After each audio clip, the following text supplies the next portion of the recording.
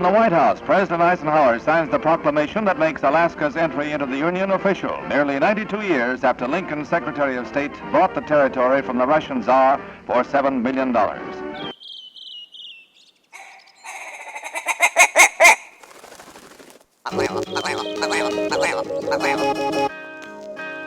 The Alaska Wild Project podcast is brought to you by the following sponsors. Barney's Sports Chalet, supplying hunters with the best hand-selected gear since 1963. The exclusive home of frontier gear built for the rugged Alaskan terrain. Your one-stop shop for all your outdoor needs. Visit Barney's today at 906 West Northern Lights. Big Rays, the Alaskan outfitter, committed to outfitting Alaskans across the state since 1947. Whether you're a recreator, parent, guide, or corporate buyer, Big Rays has the gear you need, tailored for Alaska's harsh conditions. Check out their new exclusive line of Auralic waders. Big Rays for all your outdoor gear and rugged work attire. BigRays.com. Tailored Restoration 24-hour emergency home services, helping Alaskans restore their dreams since 1972. Services include fire, water, mold, post-emergency cleaning, repair, and remodeling. Give them a call in Anchorage, Eagle River, Matsu, or Fairbanks. Hit them up at tailoredrestorationalaska.com.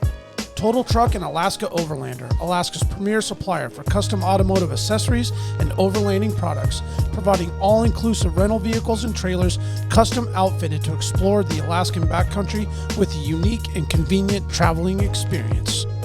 TheTreehouseAK.com, located at 341 Boniface Parkway, Alaska's own and grown cannabis and CBD store. Ask the bud tender what the strain of the day is to get your 10% off. The Treehouse, where the culture lives.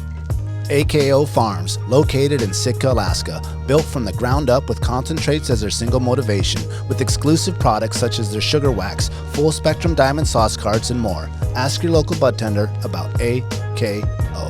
Marijuana has intoxicating effects and may be habit-forming and addictive. Marijuana impairs concentration, coordination, and judgment. Do not operate a vehicle or machinery under the influence. There are health risks associated with consumption of marijuana. For the use of only by adults 21 and older. Keep out of the reach of children, and marijuana should not be used by women who are pregnant or breastfeeding.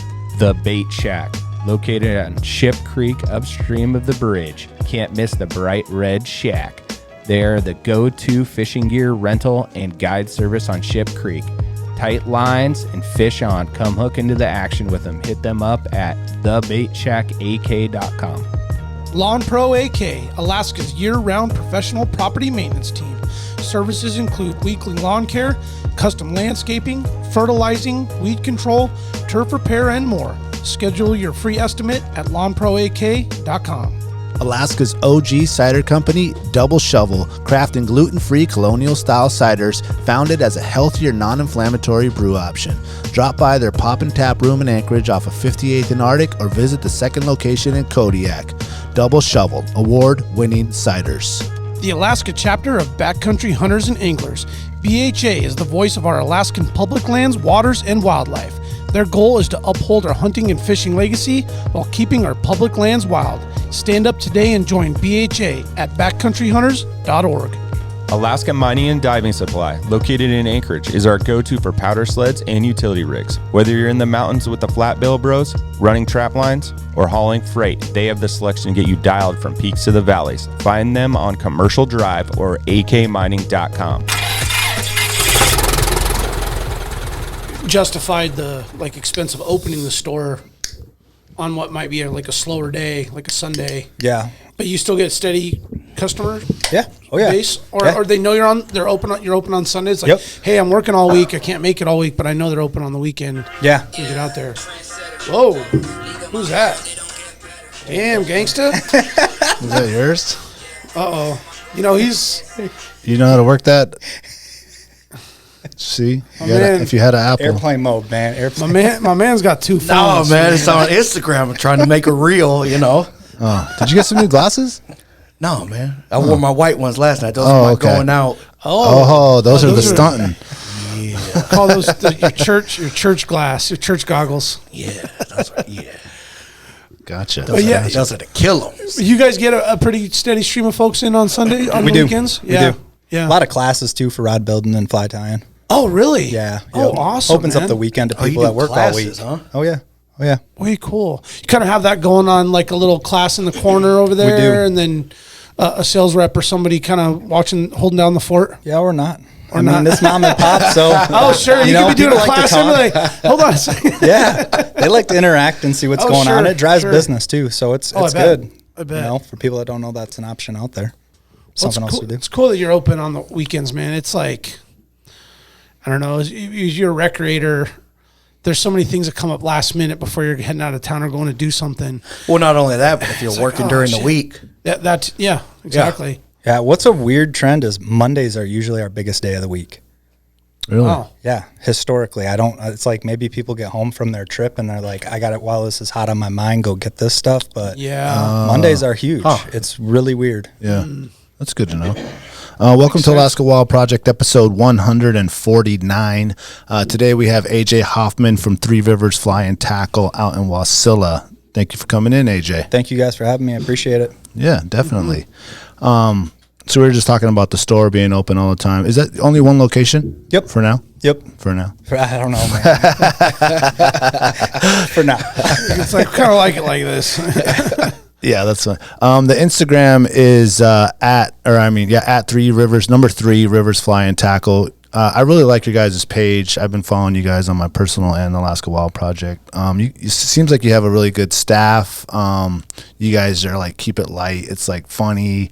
You guys go do your like reviews and your ice fishing reports and all that stuff. So it's not like a boring page to watch where you're just like advertising the shit you have for sale. Thank you. You guys are actually like giving out information and making it entertaining. Yeah, we're trying. Nice. We're trying, man. Yeah. There's some hiccups along the way, but that's social media. Of course. Do you run that? No, Leaf does. Leaf's Okay. been running that for us. So we brought him on 2 years ago, and he's really taken the reins. Young cat? No, he's 39, but he graphic design background and just a hunting and fishing junkie. Well, in that age, I say like that mid-30s to like early 40s. Some older guys are a little bit more advanced on the technical side, but it seems like that age is still kind of an old school, and then Kind of grew up with it. Grew up with the transition of social media, and yeah, it's crazy here recently. It seems like we've come across a lot of graphic design specialist type people, or people that are into that. And I'm like, man, was there like a push or something back then, or No, I think it's because if you notice, just being a computer guy, or back in techie? our era, graphic design was a lot of people like drawing. Mm-hmm. That's how they did it. Oh, and now, sketch. Yeah. they were sketching stuff, but now they have like that AutoCAD, do it on the computer, Canva, and all those other programs. Yeah, where they're just drawing on their iPad or on their whatever tablet they have. Yeah. Yeah. Well, I think They're part of it just too, like, I mean, these people are probably like students of the 90s, maybe early 2000. And they probably got told, like my dad told me, he was like, you can make a living with that. choose something that's not going to go away. Yeah. You know what I mean? Right. Oh, gotcha. Whether that's Yeah, some sort, something's whether it's growing. plumbing or carpentry. I mean, I ended up being a teacher. They're always going to need teachers. And then he's like, computer stuff, like that's the future. Technology. So choose something technology is never. Well, a lot of those cats can work from wherever they want now too, which is why I think there's a link between their career path and then like the outdoors. Yes, Whether it's freedom. hunting, skiing, because they can go where they want to be, in that environment. Great point. Great Yeah, and there's no set like I got to be at the office at 9 a.m. You can just get the job done, work all day, and finish, blast out 3 projects, and then go hunting for a week or it's whatever. an unorthodox Career. not a career. I'm trying to think of you do it repetitively, a trend. The thing you do every day. Your Routine? Routine. Thank you, man. Drawing a blank on that. Like it's not your normal 9 to 5 routine with that. Yeah, it's project driven, right? Project driven, yes. Accomplish your Yes. goals, and then you're free to go. Yeah. Whatever day or night it is, that needs to get done. And then the fly shop itself began before social media, right? Oh yeah, it's been there for 33 years. Right. So, what has it been like in your time there, seeing that transition? Has business gotten better since the creation of social media and the exposure it gives a small business? It's a double-sided sword. You know, back in the day, it used to be newspapers. Yeah. You know, or you go down to the local fishing hole and you're talking to a buddy and you're like, hey, man, where'd you get that lure? So the word of mouth was always there. It's just so much broader now. And it's so much easier to get information out, you know, good or bad. It's easy. So it's or bad. so it's one of those things. It's like you gotta balance it, because too much of it and you're kind of drowned in your company, I feel like, you know, and you're getting hit all the time with it on Facebook, but not enough of it and you lose that trend. Yeah. I still can't believe I get like dropped off at my house the phone book. Is it a phone book? Is it still called a phone book? I still get it from MTA, yeah. Yeah, I'm like, what is this, man? The yellow pages. I just put it right in the recycling, man. I'm like, what? Who is paying for this? It's really thin now, too, man. That's right. It is really thin. It's really thin, but it's still, I know it's pricey to print that. That book for like all the residents of Eagle River. Damn, that sumbitch used to be like that. Oh, yes. Remember that? Fucking thing. Coupons in them. Yeah, dude. Yes. And if you were like trying to screw around and go drive mom and dad's truck, you just threw the phone books on the seat and jumped up on it. That's right. I took a part-time one time, like delivering those. And I did it for like 3 hours. I was like, fuck. Heavy ass things, man. Yeah,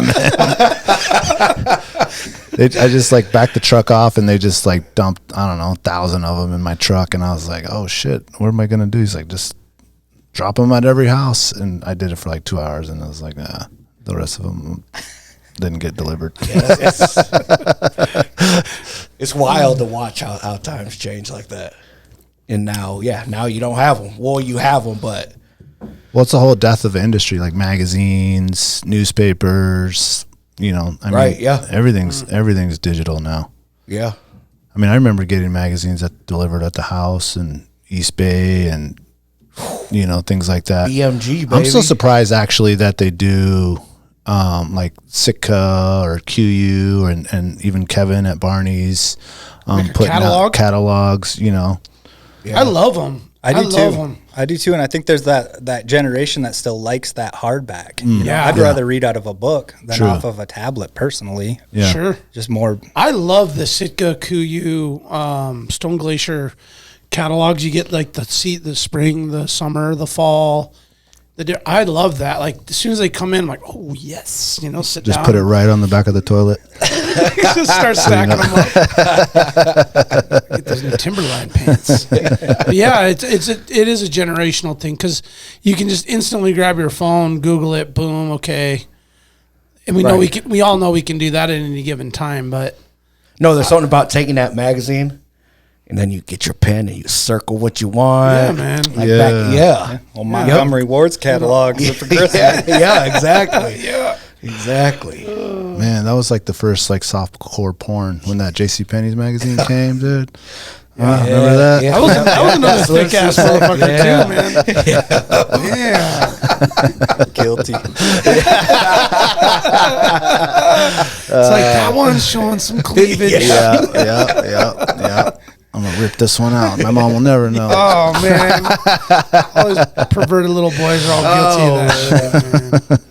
How could you not be, man? It was like, I mean, do kids find porn magazines in the woods anymore? Yeah, I don't know. I remember when I found ours in the woods. I have no There was like a stash in this tree, man. The word was out, dude. To be honest, I don't even know if they print them anymore. I don't know. True, right? Yeah, those are dead too, right? oh, like a play. They like still got to have Playboy. Yeah, I have no idea. I don't know, because all those actresses used to go on them, and like they'd broadcast it, and like she's going to be the next one in this monthly thing. Huge Like, deal. you don't hear that anymore. No, doesn't carry this prestige of classy porn magazines that it used to, I guess. Oh man.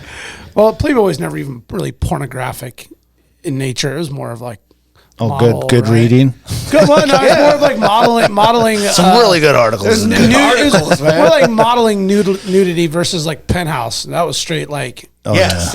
Shit was hitting. Yeah. I had one of my uncles, man. I used to go visit my aunt and uncle's place every summer for a few weeks and stay with my cousin. And about 12 years old, we realized that he had a stack of Playboys under the sink. Built a little drawer under the sink, man. Happened to see it like halfway kind of open one day. I went in there. I'm like, what's going on in there? Open it up. I'm like, oh. Some old ones from the 80s too, man. That was good shit. Dan, you remember you used to hide them in your room? You used to have the hiding spot? You used to have this desk, desk that went up, and I made like a little hiding thing underneath the panel. Yeah, dude. Yeah. Just hidden in plain sight? Yeah, exactly. My mom will never know. That's rookie shit, bro. Shit, dude. Rookie shit. You thought? Oh, did you have a good spot? Bro, you take the vent off of the floor, the AC. Oh, ooh. Yeah, roll it and stick it down, in there? Yeah. Wow. Dang. That's a good one. That is a good You're one. welcome. Yeah. Make sure you check the kids' vents when you get home. Yeah.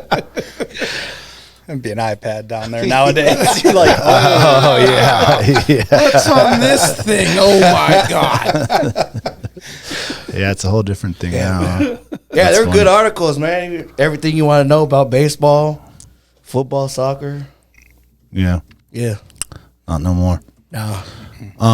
Have you heard of Luke Mel, AJ? I don't know that I have. I like to call him the Ice God. I'm gonna just pull up his page right here on the TV. And anyone listening, if you're not following Luke Mel on Instagram, it's just LUCMEHL.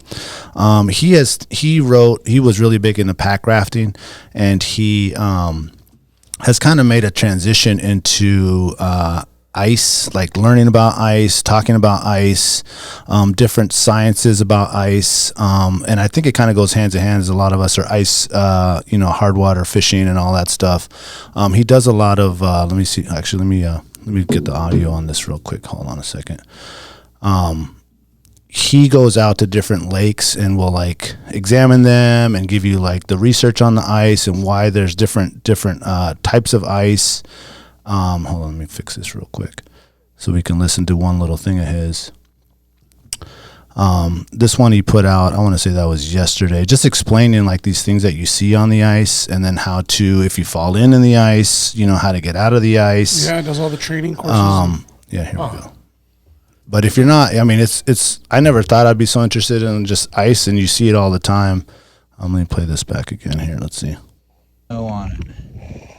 And I already did this, but as soon as I see a transition like this, I use my ice probe and test the transition. So if I was coming from white to black, I'd come across smack, smack, smack. I already did that. I think there's like 6 to 8 inches of ice here, so I'm home free.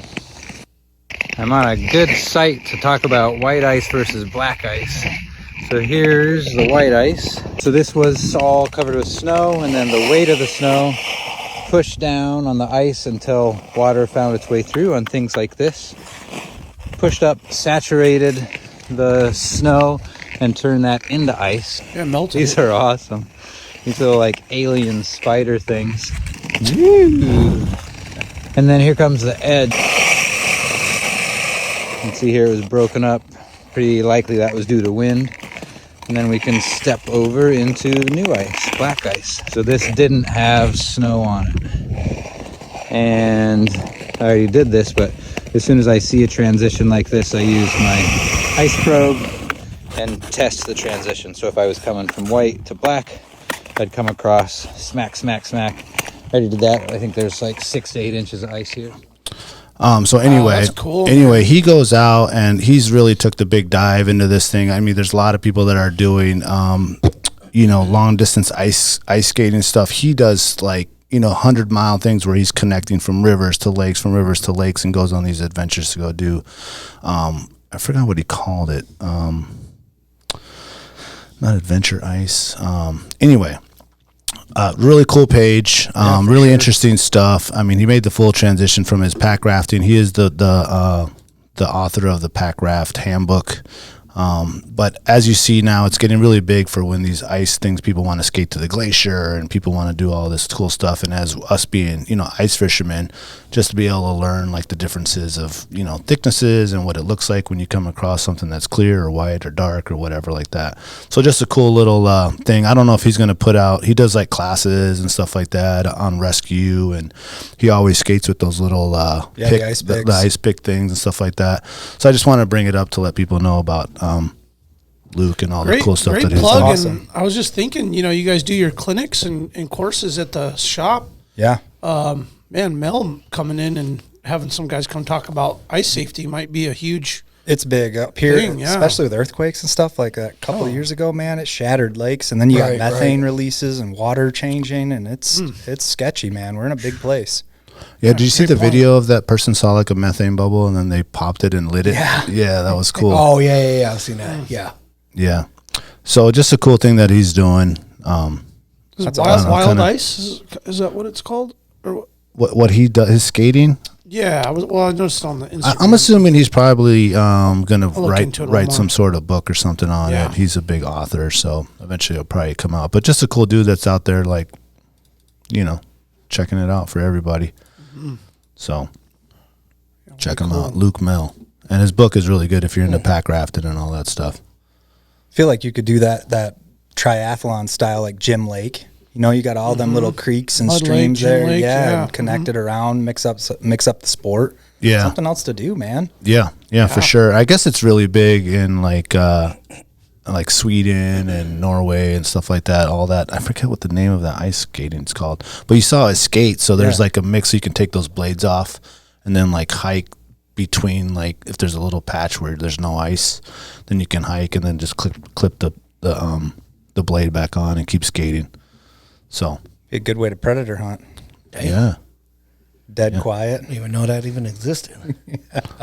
Yeah, long distance skating. I forgot what adventure skating. There's a name for it. You probably made the name up, but Yeah, we did. I can go back and look at our notes, but yeah, cool little plug there though.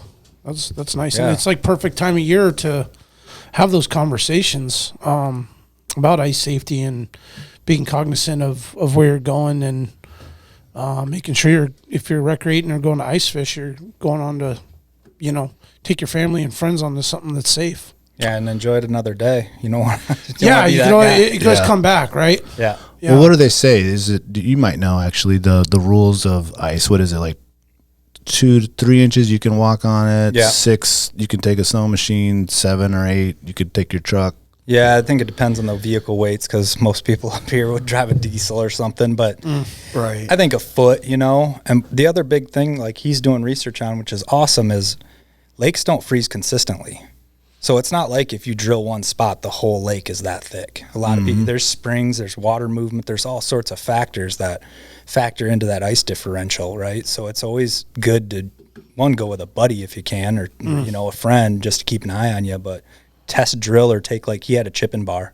And when you're working new areas, Finger Lake has some weird spots, Big Lake. They do, yeah. It Big Lake just does doesn't too. freeze right. Big Lake has a bunch of them, and that's why I won't ice fish by myself. Especially and I won't take, if I'm dry, I try not to even drive my truck out there, period. I'll take the snow machine. Yeah, it's cool when they get the roads in. I mean, it's a cool thing. That to drive part out is, on a yeah, lake. you stay on the roads, yeah. But especially Big Lake, it's got a lot of warm springs underneath that ice that people don't realize. And if you hit the wrong spot, Oh yeah, it looks like it's frozen, but you get the weight of your car or even your snowmobile on there. yep. And that's a wrap, Jack. Yep. There's always at least one person, Yeah, right? catch you in the springtime if they want to come and get you out. Yeah. Yeah. Yep. It's funny the reaction you can get out of some people that they're blown away. You drive your fucking car on the lake. right. Yeah. Ooh, what? Yeah. Like, yeah, man. And it is unsettling, I guess, when you do it. Driving on Finger Lake is just, I've done it 100 times, but every time I unlock the door, everybody's seatbelts are off. Windows down a little Windows bit. down. Like, Oh, you Ready to always get outta pucker here, up man. the first time, especially it just on Big Lake. it just feels like it's not right. When you're creeping along and then the ice starts cracking. Popping You're like, and Spazzing, shit, man. Yeah, Yep. man. Where can you really drive on a lake?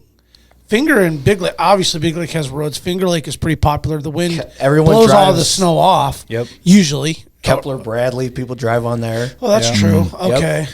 I think Yeah. anywhere you got a public access, you Yeah. can legally do it. It's sometimes that ice will heave right where the access hits, though, so it's Yeah. hard getting a vehicle onto them. Or the snowpack isn't right where Right. you get stuck. What's that one that's right there off the highway? Loberg. Yep. Oh, They'll drive. okay. After a while, when people get tired of parking it right there by the gravel pit, They'll actually drive They'll out just on start it. driving. Yeah, they'll drive right on it. The wind Long blows it Lake off. out by Chickaloon. That's another one people hit a lot with trucks. Yeah. Oh, okay. I don't blame them there. It's a big ass lake. Yeah. Yeah. And so not everybody can buy all the machines you need to enjoy Alaska, right? No, So it's yeah. like you take your vehicle out there and you can be safe. You just got to wait. Shoot, I got a machine house. Well, on that topic, man, they're getting crazy now with Truck's those hot. things, man. I was talking to my buddy. He just, I don't know what he spent, man, on his new Expedition with like just ice kitted out, like rod holders, auger holders, freaking everything on it, radars and lidars, and just like, dude, you can go all out now with that.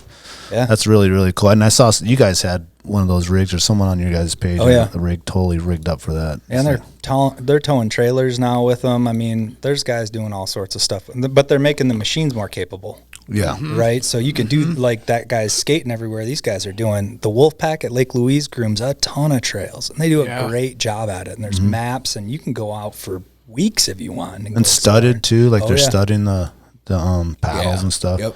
Yeah, actually, speaking of Lake Louise, I'm surprised that one's not. People don't drive on that one. No, I think they deter it maybe like on a year like this where they don't have a snow base, but once they start grooming trails, they don't want tire tracks rutting them up for safety issues, you know, okay. and then quality of trail. But you go down to places like Minnesota and Canada, and they'll put RV lots on the ice. You know, you could rent a place to go fish for walleye or whatever, and I don't know that our lakes could sustain that, but it's an option in the future to think about, you know. Yeah, and they get crazy with those rigs, man. Yeah, you go down that rabbit hole of looking at those guys in Minnesota, Wisconsin, and their ice fishing motorhomes. Yeah. The only thing is if you look up, if you like YouTube, the bad side of those.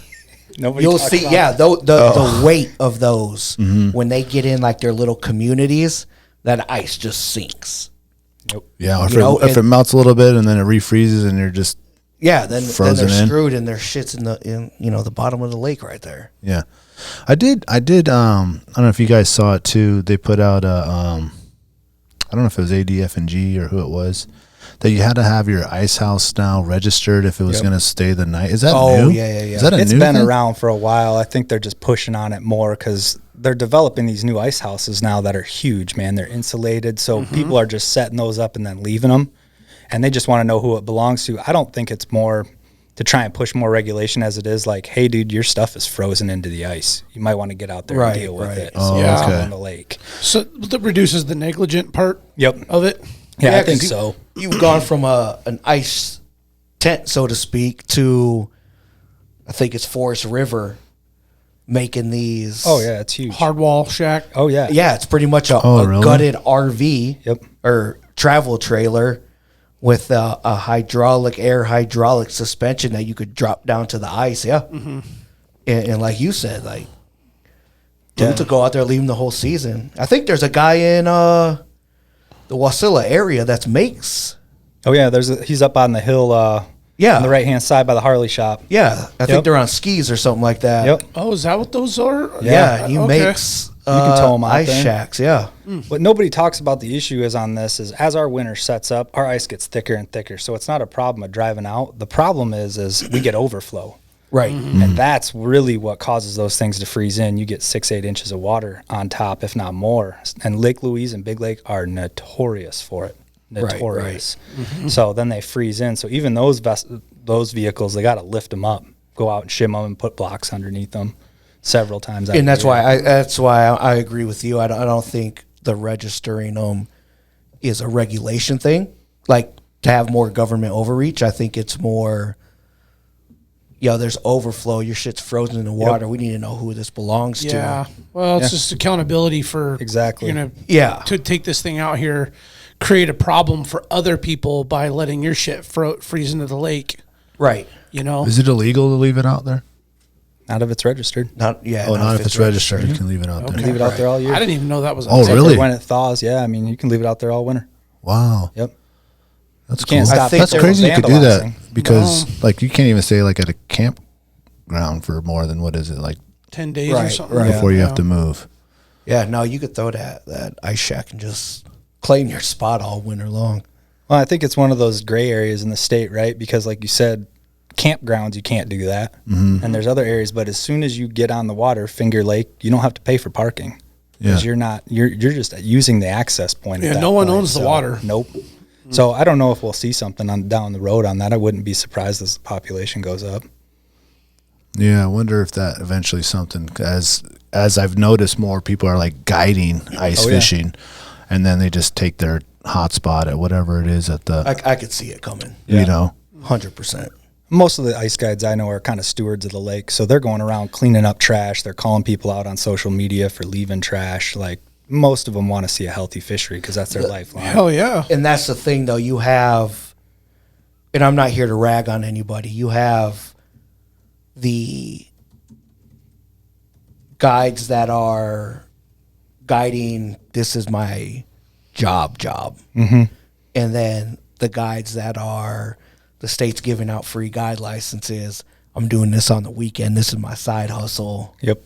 You know what I mean? I know. Yeah. I mean, even if they charge $25, those are the people that are going to ruin it for everybody else. Yeah, even if it's just, They should. I honestly, I mean, the professionals of the industry are going to pay it. They're going to figure out how to either adjust their prices or they're booking more people anyways. But it's a slippery slope on either side of it, you know? Yep, 100%. I like the positive angle on the stewards of the lake thing. Yeah. I like that. And to push that, it should be your objective. We can't be anywhere as a shop at all times. So a lot of those guys that are connected with the shop really help us be better stewards to our customers, right? Like, hey, you don't want to fish there right now with your kids. Go over here and use this. And that's all. We do our own R&D, but a lot of it comes from all those guides, right? Yeah. If there's 50 of them out there a day, every day grinding. They got good intel, or they'll tell you, like, don't go there. Yeah. You know, right down the street from the shops, Lake Lucille, and if we get a heavy snowpack on top of the ice there, the oxygen levels deplete, and the whole lake dies off. Oh, So really? people will spend time and money on gear trying to fish it, and there isn't a live fish in the lake. It's been they all died notorious. out. Like, every 5 years, this shit cycles, and the whole lake's dead. Oh wow. All the fish just Run out of oxygen. suffocate, basically. Yeah. Yeah. Wow. So it's one of those areas that, like, having that intel helps us be more helpful to our customers. Yeah. You know, or we always ask them right now this time of year, wherever they're going, like, hey, if you see anything hazardous, let us know. We don't need Report to it. know what you're doing or any of that. Like, we just Yeah. want to know, like, there's a big open lead. Yeah. Especially when people start navigating the Sioux and chasing pike on, like, Trapper Lake and all those areas. Like, what's the Sioux doing? What's the Talkeetna River doing? Because it's an animal, man. It's always changing and moving and Yep. freezing and thawing. Yeah, I can't plug it enough, but most of our customers, anybody that goes remote, you got to have an inReach at a bare minimum in this state. It's just a required part of your equipment that you need to have going out. Shoot, I go to Big Lake and I take it with me. Yeah, man. Don't even, SOS for pizza. Exactly. I don't need anything. Just need some food. Just have a bird drop me some pizza, please. Yeah. Well, it seems like the ice fishing thing, as you find in some different sports, people are willing to give you the intel on it versus, I mean, sometimes a lot of the fly fishing spots, like, people aren't trying to give away, like, their trout spot, whatever. But it seems like the ice fishing, people are more open to giving out information. And you find it like for example, like with caribou, like, people will be like, oh yeah, I saw the caribou over here. But sheep, mom's the word, Good dude. luck. Like, ain't no one telling you where they're seeing rams, you know? No, or And it seems moose. like some sports, Alaskan sports, like, it's like, yeah, okay, over here. This is a good spot. I caught something over here. I'd go here, not there. It seems like ice fishing is one of those where it's really helpful and people are open to giving out information compared to, like, some other sports. I totally agree. Yeah, as far as our industry, that's the one that everybody's a little bit more loose-lipped on. Yeah, it's not like the salt, you know, like, don't ask anybody where they're shrimping. Oh, man. You know? Right, yeah. Yeah, don't give anybody a depth point off whatever island in the Right. halibut hole. Like, no. yeah, so where you shrimping? They're going to tell you go to Flat Island out there by Homer, you know? Yeah, Yeah, go drop your crab pot out there. yeah. I've had buddies Blackstone sell their ocean boats. Bay, man. And they Blackstone will Bay. not give tons. they'll like sell the boat clear. and they'll be like, I'm clearing that out. And the guys will be like, oh, we want to buy it. You know, we want your waypoints. And I'm like, okay, another $100,000. Like, Yeah. It took me 10 years to figure that out. Yeah, that's true. That's funny that there is different, like, things like that people want to share and don't want to share. Well, ice fishing can kind of be a love-hate. Like you gotta go and fish a half a dozen times and get skunked. And if you really want it, you keep going and trying and learning. Because if you're just going to go one or two times and you're like, okay, it's cold, it's actually a lot of work. I didn't catch shit. I just went and bought $500-$600 worth of stuff. Like, I'm throwing this shit on Facebook. I don't like this sport. That's what guides are great for. Yeah. I mean, we push guides a lot. Probably lose money doing it because it's pretty easy to set somebody up. But man, if it's me and my kids, I hire a guide. I'm not too proud to say. I mean, it's just easy. Yeah, I think it could have the reverse effect. I think you have a guy that's coming in. He's trying to navigate through the barrier of entry of like, okay, I got to get an ice house and an auger. And like, oh my, he starts pricing this stuff out. Yeah. Between your shop and Sportsman's and Cabela's, and he's like, oh my God, this is kind of a lot. Like, am I really sure I want to do it? Well, he suggests they go to a guide. Yeah. Mom and dad and kid are like, hey, this is actually pretty fun. Yep. Now I'm willing to invest the money in the gear. Yeah. They come to Three Rivers and now they get some stuff. And so I think it's daunting. And like, I never got a guide, but last year I went with my brother to Lake Louise. Like we've been really into ice fishing, around Anchorage and Wasilla and stuff like that. And we've had a lot of success in a lot of the lakes. But we see these pictures of people catching these monster Lakers out there, and we're like, all right, well, let's go out there. So we went out there for a 3-day weekend. You get there, and you're like, Jesus, dude, I don't know where the fuck to punch a hole. This place is huge. Yeah, it's not just that easy, man. And so we tried a couple of different places, didn't get one, didn't even have one hit, one nothing, So that was one where it's like, all right, well, if I come back, I'm going to hit up these guys. Yeah. Whoever Chasing Tails or some of these other guys that are doing it out there, because you see on their pages, they're consistently getting it. And it could be the simplest thing as like, okay, well, they went and got some whitefish from some of the smaller surrounding lakes and using that as bait. Whereas like, I didn't know that when I went out there. I mean, when I first started with my kid in COVID, we were using hot dogs. Yep. And that worked. Corn. Yeah. And it worked for a little bit. And then you start realizing like, okay, there's actually things made for this, And so just going out with the guy, that's a really good, and people probably don't even know that there is ice fishing guides. Oh, yeah. And it seems like it's getting bigger. And I feel like ice fishing is probably one of the bigger growing sports up here now. Oh yeah. Because you think if you're gonna they're fishing in the summertime, you have a really short like red season, a really short silver season, but then ice fishing is probably the longest season. And you can harvest. Mm-hmm. There's a ton of put and take fisheries. I mean, it's a good way, especially when salmon runs crash. It's like, all right, we can go catch rainbows here, or we can go get char here, or burbot. And most of the state does a really good job on keeping these hatchery lakes plentiful, especially for kids. I mean, we took 150 kids out ice fishing 2 years ago, and all of them caught fish. Had them in like Ziploc bags, taking them home on the bus. Oh, mom and dad love that. Yeah. Oh, yeah. So it's that stuff is Landlocked that's kings. great, but it's a food source, and it's something else we can lean on. And when a kid catches it, like my kid is a pretty picky eater, but then when he started getting his fish, and like he's like he wants to eat the fish that he caught, and I have to be telling him like, okay, well, you're gonna eat. How many are you going to catch? Like, you're going to eat 2 of these. We're not going to put the other 7 back. Right. What I mean? We're not bringing 8 of these. Your mom ain't eating this thing. I'll tell you that right now. What I'm saying? I'll eat 2 of these with you, but the rest, put it back. He wants to keep them all. I was like, no. We'll keep a sizable 1 or 2 and we'll put it back. And to have him learn to clean it and cook it and eat it, and it's just like, just a whole process. That's part of the, I don't know what the word is, but that I'm trying to think of, but that's part of the maturation of like the cycle of learning it, teaching them the whole, the whole process, thing, and you learn take what you need, not what you can't. Like, the limit's 30 fish. Well, do I need 30 fish? No, I need 10. Right. You don't take what you need. You don't need to take all 30 and freezer burn 12 of them, throw them out next spring. Right. And I think that's gained a little bit more, especially during the ice fishing season, whereas in the summertime, when it's dip netting, it's a straight bloodbath because my family can have 85 reds, so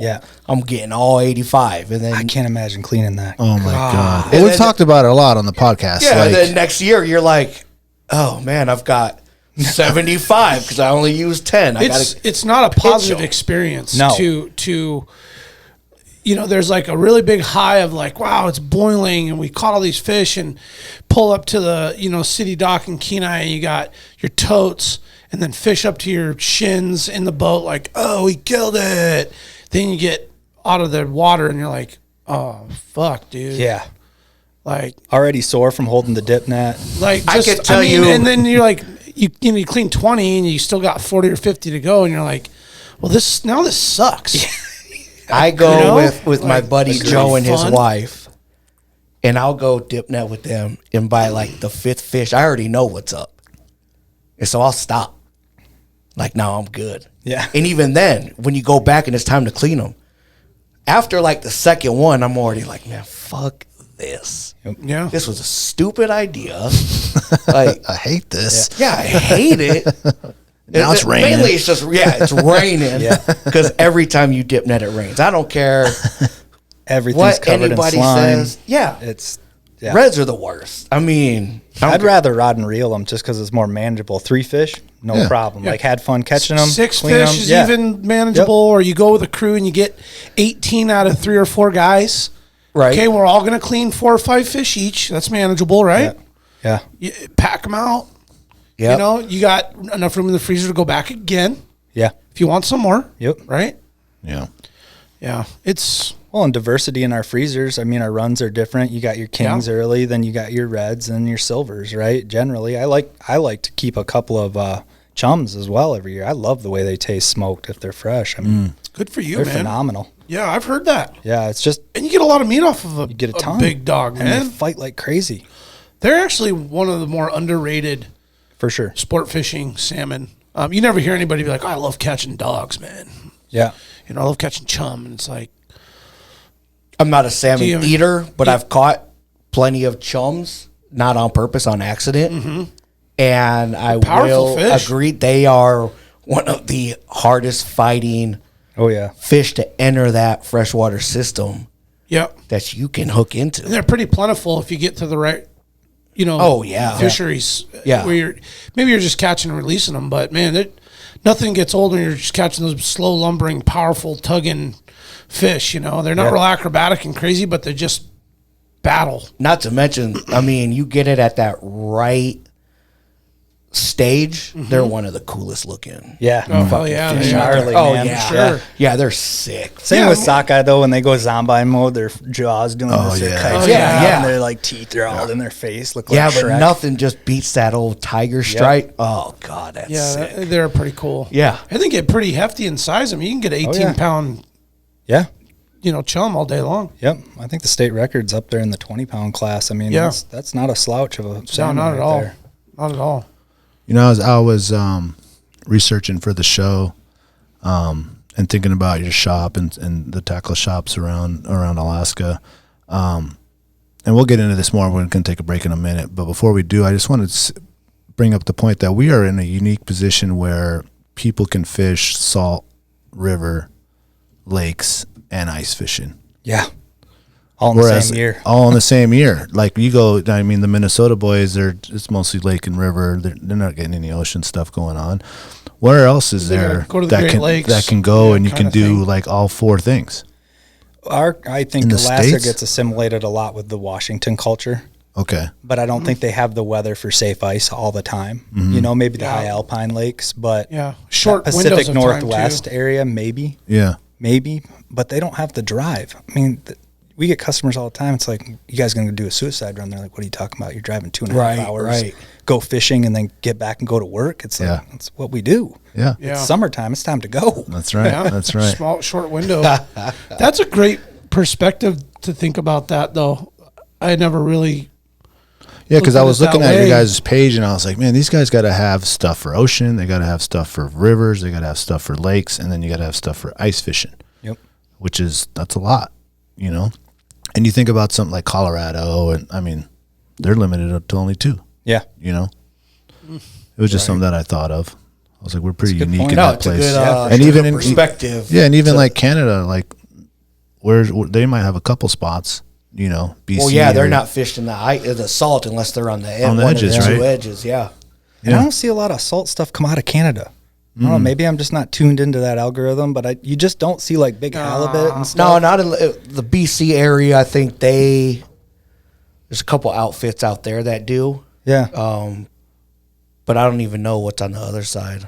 Nova Scotia? I would think over there because they got it all too.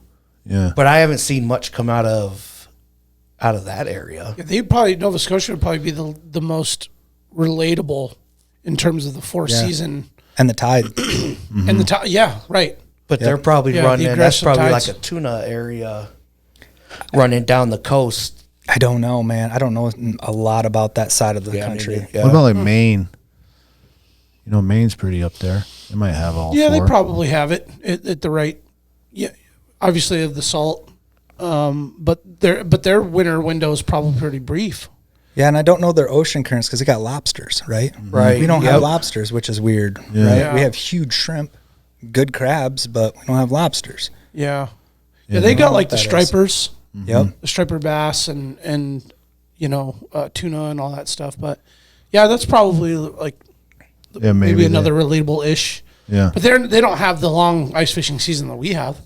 No. That starts really kind of like November 15th till April 15th. Yeah. Yeah. Really? I mean, that's about really where ice fishing kind of Interior, begins you and can go into ends. June. I mean, honestly, on some of the interior lakes that's here, very you're- true.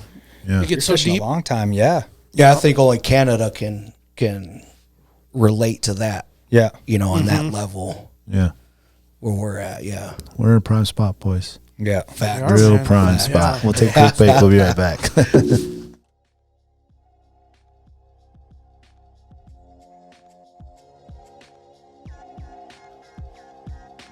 Barney's Sports Chalet, supplying hunters and outdoor enthusiasts with the highest quality gear and equipment since they opened their doors in 1963.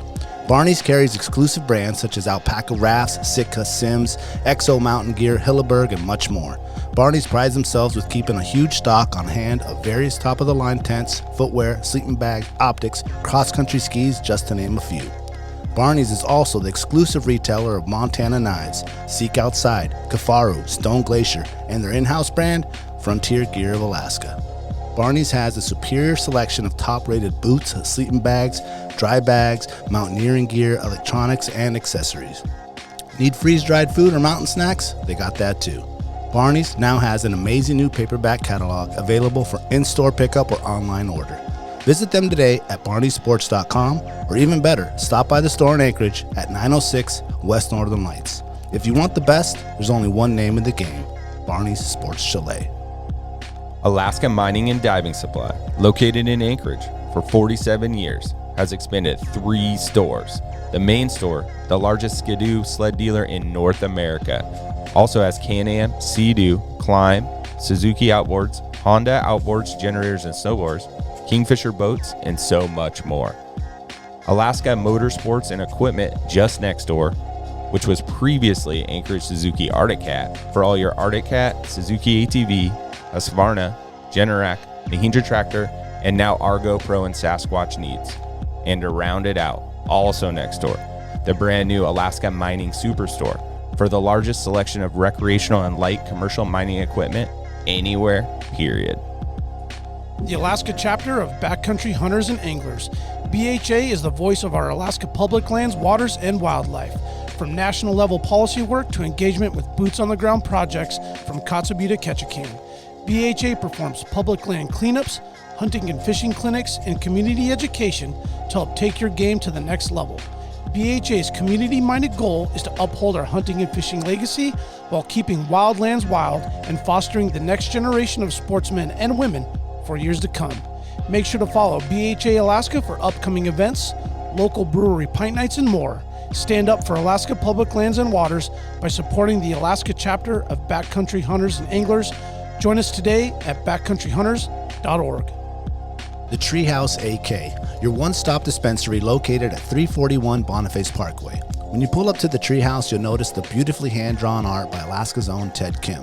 Once you get inside, you're going to see many of the same people that have been there since they opened. The bud tenders know you and what you like and what new product you should be checking out. The store is super clean and the music's always on point. The Treehouse and local owner Josh Boots is a staple in the cannabis culture through his music, community givebacks, and a lifetime desire to bring the people of Alaska the best products available. The Treehouse always has at least 25 strains available, and they're all shown prominently deli style in clear, openable jars so you can see and smell your options. Other products include edibles, concentrates, vape carts, pre-rolls, flour, dab rigs, and anything else you need, they got it. They also have some pretty sick merchandise for sale. Check out thetreehouseak.com, or better yet, stop by the Treehouse today and get started on their loyalty program. Remember, you must be 21 years of age to enter their store. The Treehouse, where the culture lives. Given how close those areas are to the urban, I mean, that's almost like urban hunting. Yeah. So, Irisdale is just a matter of time before that gets approved. Great opportunity for youth, man. And disabled. I don't see why they would limit that. Mm-hmm. I mean, look at the roadkill for moose. It's terrible. It's like, man, that would be great to have some kids harvest that, take it home, be proud, be a mentor. I agree. Yeah. There's not enough youth hunting opportunities. And they always, want to say, well, we need to get more people into hunting and more people into this. It's like, okay, well, that's your avenue to do it. Yeah. So open up these spots or these earlier dates for these kids to go out there with their family and go do it. And like I said, once a kid gets one on his own, and then the pride that they have when it's dinner time and they know that they're the one that provided this for their brothers and their sisters and their mom and dad. Yeah. I mean, there's no better feeling than that for the kid. Yep. And then you have a lifer, Yeah. What's the school out here that brings in a moose and they do a class on it? I feel like ADF&G puts on a game processing class with one of the schools out here that I always see in the news every now and then. I don't know if it's Eagle River or in Anchorage somewhere. I don't know, but they should have it at every school. It was phenomenal. They teach them about the anatomy of the animal and go through how to cut it and butcher style. So it's really professional. Yeah. There's videos on YouTube and stuff. I think you can see it, but it was a local. I think it's the high school. Yeah, that's cool. I know they do a lot of the salmon in the schools, which is really, really cool. Mm-hmm. But they should do that. And they should offer that at more schools. It must be like a STEM school or a. Yeah, I think it's one of those STEM charter schools. Yeah.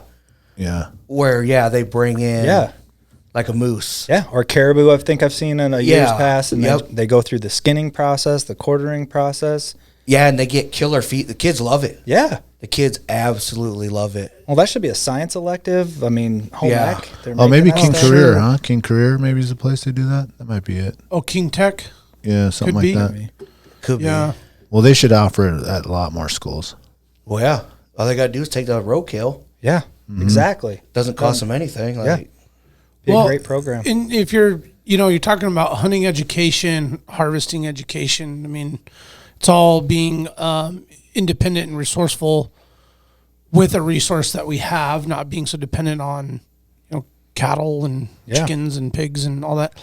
Kind of back to your point with if there were more opportunities, because I'm just getting ready to finalize my draw and I'm putting some permits in for my 15-year-old daughter, and I'm just doing these 2 moose permits. I'm like, man, this is kind of bullshit. There's only 2. There's the moose and that caribou. I mean, I can put her in for the other draws, not youth, and get her more opportunities to draw, but the actual specific youth, the youth permit thing is really cool, because up until the point where my kid drew her first one, she hadn't done a hunter's education course. It's required. Right. So we got her the permit, and then in order to go hunt it, we had to get her a hunter's education. And we went and did her class, and I'm like, well, shit, I need one of these, man. Everybody should do this. My point is that if you had more youth draw hunt opportunities, you would have more children's names getting thrown into the hat, drawing more permits, therefore requiring them to go to more hunter's education courses, expanding that hook, line, and sinker of turning kids toward hunting by getting them started with a hunter's education course. It's great.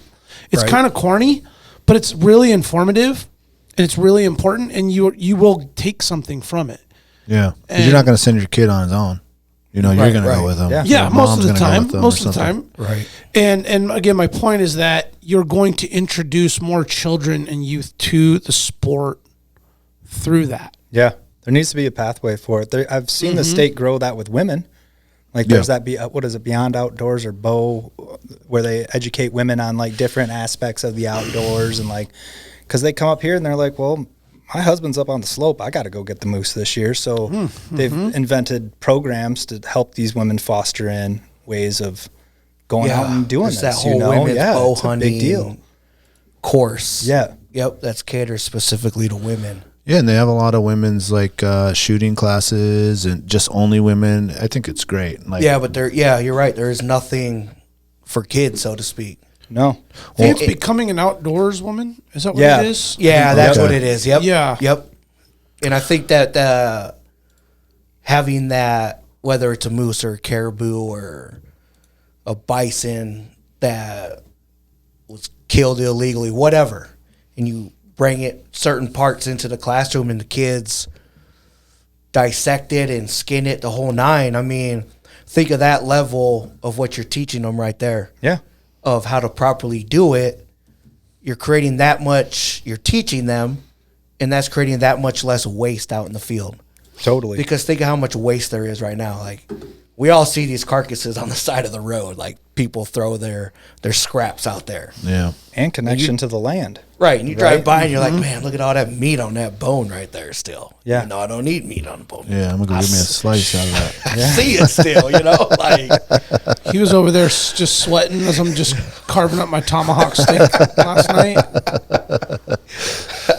Eye twitching. I want to circle back and finish up the ice fishing talk real quick, since it's this episode is going to come out in January. I want to say the end of December, January, so it's like prime time.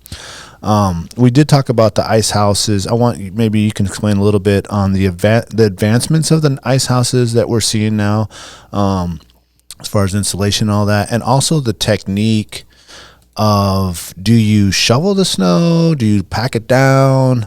Like, what is the proper way to set up the ice house?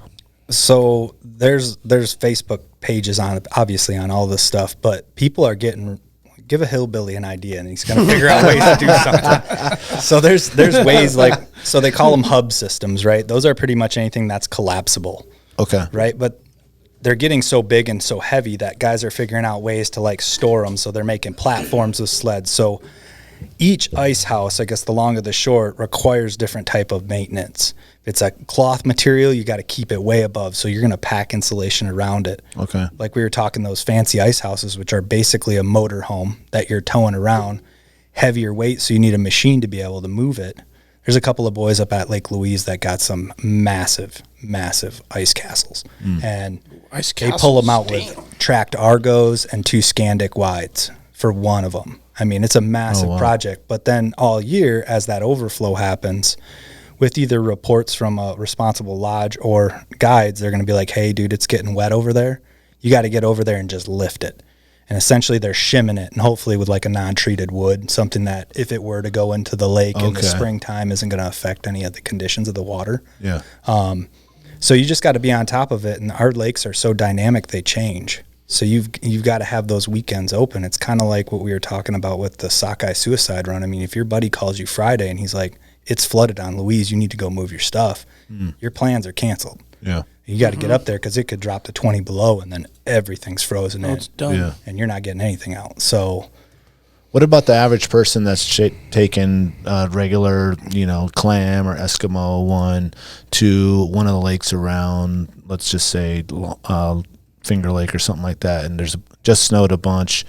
Do you want to shovel that down to the ice before you put that down there, or do you want to leave some of that snow on top? So if I have kids, I leave the snow in, at least in areas, so where if water comes out from you augering your holes or that, they're not getting soaking wet while they're inside.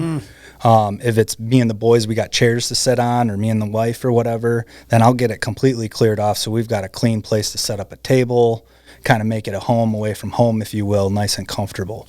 Gotcha. I will caution people, though, that are getting into the industry. When you're looking at these tents, they're qualified as like a quick 3. It does not fit 3 people. It's tight with 2. I mean, the amount of gear you have on, wanting to be able to store your stuff, hang stuff up. I mean, you really need more space, By the time you get a nice hole in front of you, and we're allowed 2 lines in most lakes here. Okay. So you got 2 holes there. Your partner's got 2 holes there. You need more space than you'd think. It's almost the same as like you would a camping tent. Like you say it's a 6-man, really it's a 3-man. Yep, exactly. I don't know where they come up with those numbers, but it never seems to be that accurate. Yeah. We did 3 men in a 3-man. Yeah, it was really tight. You gotta go like your tripod stools are back to back to back. Yep. Yeah, it's And rough. then everybody's got a hole, and then that other corner's like where you're stuffing all your shit, and then now you better not get up and move. Right. Like, stay seated the whole time. Oh, and then the rod length, right? Because they make. Yeah, I mean, it doesn't work out right. Most ice rods are 26 to 36 inches. So when you're holding it, you got to picture you need that much space to adequately maneuver the rod. Yeah. So Great point. there's just, I would say the biggest advancements isn't in shelters, it's in augers. Okay, that was going to be my next question because I see a lot of movement towards like electric auger. I got one of the old Shark Mako 10 or something like that gas. I mean, I just love to rip that thing. Bro, it's 2023, dog. I know. Those things are G's, though, man. Yeah. I mean, that thing, man, I have no worries that thing's going to start up and drill a hole, no problem. Me neither. I worry about the electric ones like dying, like the battery and all that stuff. Has it come a long way, those? Not the batteries. So like these diehard guys, myself, when we go out, usually a lunch pail with some hand warmers in it. And you got to be really vigilant about taking your batteries out and insulating them, especially when the temps are cold. Yeah. Advantage is I can set my whole tent up and drill inside of it, and I'm not going to die of CO2 poisoning from gas. Yeah, you're not just smoking it out. Right. So Versus like set your ice house down. Okay, I want a hole here, chip it, take the ice house off, drill your holes, then put the ice house back on. Yeah. I didn't Yeah. You don't thought got to about do that with the electric. Yep. Right. And they're Right cutting in way there. faster. I mean, the technology's just there. Yeah. And one of the guys that works at the shop, Leaf, he's huge on these pistol bits. So everybody up here's got a DeWalt or two with batteries or whatever that company's brand is, but they've got some sort of a brushless drill. Now you can use that to auger through ice. Oh, so you don't even have to buy the actual Huge. They're thing. $900, man. I used to have a Z71, that Eskimo 10-inch auger, and it got to a point where it's weight. Yep. Along with the other big that's deal. heavy, dude. I had a big 6-man 949i, I think it was. Mm-hmm. So the weight of that tent was like 85 pounds plus that heavy ass auger. Extra gas, Right. chairs, rods. So the tent went because it was so damn heavy, and it's a 6-man tent. But I get mad when there's 2 people in there because I need 2 holes, plus I need a hole for the camera. Yep. Right? So you run out of space plus all my gear. But then I have that heavy ass auger, and it gets tiring lugging that thing around, especially when you're punching a million holes. Oh, yeah. Now, you'll run out of breath quick. Yeah. Oh, man. It's Yeah. a workout. Oh, it's a workout You from get hell. sweating. Yes. Yeah, for sure. Yes. Muscling those damn things. Well, you brought up the camera That thing. pistol bit. Oh, yeah. Let's changed talk my about that life. because I've seen like it's gone from whatever you call that circle thing to now you legit have a camera Oh, yeah. under the water on the screen. Have they come out with something that where it's going to your phone yet? Yeah, they have. I would say more people are moving to these fish finding cameras. It's like a side scan technology. Okay. So it's basically a live image that portrays this. Live Scope and Lowrance has one, but Garmin's is probably the most popular as far as our customer base goes. It's $3,000. Oh, geez. But this thing shows you like your lure, the fish. It comes up. You can see it open its mouth, turn away. I mean, the old style of cameras I've heard pros and cons on. Can spook fish. Sometimes fish attack it. You know, Okay. sometimes you just get stuck watching the TV versus paying attention to try and maybe I should try something else. Yeah. So Yeah. But they're still pretty spendy.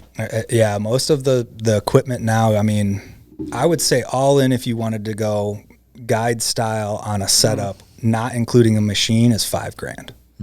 You know, easy. Yeah. You know, you're 3,000 into a sonar, 800 into an auger. The batteries are $200 a pop because they're lithium ion, and for us, they come up on the slow boat, so it takes months to get them, and then once they're in stores, they're gone. Yeah. So it's a challenge up here for as long of a sport as it is. But now people are like, you know, if it's 2 people and they're going to Big Lake, you're seeing more and more to where they're mobilizing a snow machine, ditching the tent, ditching the heaters, starting to be way more mobile, wearing better clothing because the clothing has taken off to another level. So now people are able to stay cool when they need to and warm when they need to. So they're running and gunning all day. And so That's what I found to be better. Like for me, yeah. If I'm not with people that need to be warm, like my tent right now is in my shed. Yeah. and I've got so much snow at the house, I'm not even going to go out there to try to get it. And so I will stay on the sled. Yeah. And we'll run and gun, and the camera system will be set up on the sled, punch some holes, and I'll sit on the sled as my chair. Yeah. And fish right off of the side of it and watch the camera when I need to. Adrian, put that mic closer there. And when it's time to move, I jump up and pull my stuff up and roll out. Yeah. So they have that Steel Cold Open tournament Right. out on Big Lake. I think it's like 50 teams, 100 people total. Those guys, the guys that are winning, are drilling 150, 200 holes a day. Whoa. Getting after it. So you're not sitting in one spot and hoping? No. They're you're moving moving. a lot. And then going back to those days where you're getting skunked out on the lake, it can go as small, like you're seeing more and more research to the moon cycles. So it's changing a lot of, like, people are starting to learn more about, it's just like hunting, man. Yeah. I mean, you're learning more about the environment. Like, lakes don't have tides, but they got to feel the weight of that moon, right? So I had an old timer tell me that when the pressure's high, it pushes down so much on the fish's stomach that it's not hungry. So you're looking for fish that aggressively strike lures. When the pressure's low, then their belly feels empty, so they're eating all the time. And so, and then they prepare on both sides of that swing for either way. So I don't know if there's any scientists. So we need a shaman now. You need a shaman. Damn. And if it's coming from an old timer, it's got to be right. It's got to be right? That's I like mean, that. I'm not questioning it. Just some Navajo Joe shit. Like that is definitely believable. Yeah, it's interesting. I mean, there's a lot of guys in this state. I'm sure it's in other places, but I've traveled all over, man. And in this state, the stories you hear from the old timers and their experiences and what they did, there is no internet. There was no news. Like some of these guys, I had a 90-year-old guy come in that used to walk to Willow from Palmer back in the colony days to get fishing hooks, and then he'd go up to Red Shirt Lake and catch giant burbot out of there to feed his family. Walk the railroad bed. Nope. Yeah, right. I wouldn't have lived, man. I'll be hungry. Take you days to I do will be that. hungry. Just different type of people then, man. It was just like, look at the Hatcher Pass stuff. Those guys all went up there. I mean, and ladies too. You know, it was everybody just to make a go at life. Yeah. I mean, that's tougher than nails in my That book. had to be Oh, the man. hardest shit. We're so man. weak now. Dude, I cried. I'd have been like, I'm out. No shit. I got a blister, man. I'm done. Yeah. I was like walking up in cotton shoes. That's funny. Shit. Nails for sure. I think that covered the ice fishing. Oh, so the tournament. Okay, we talked about that tournament. Is there any other tournaments around? Is there like Lake Louise tournament or anything? No, they tried doing that. The hard part with Big Lake, and that tournament is very unique. And then Lake Louise is their native fisheries, meaning that the state doesn't do anything to enhance the population of fish that's in there. Okay. So the minute you add that additional pressure on top of normal angling hours, you run into a curve on what that lake can handle. Okay.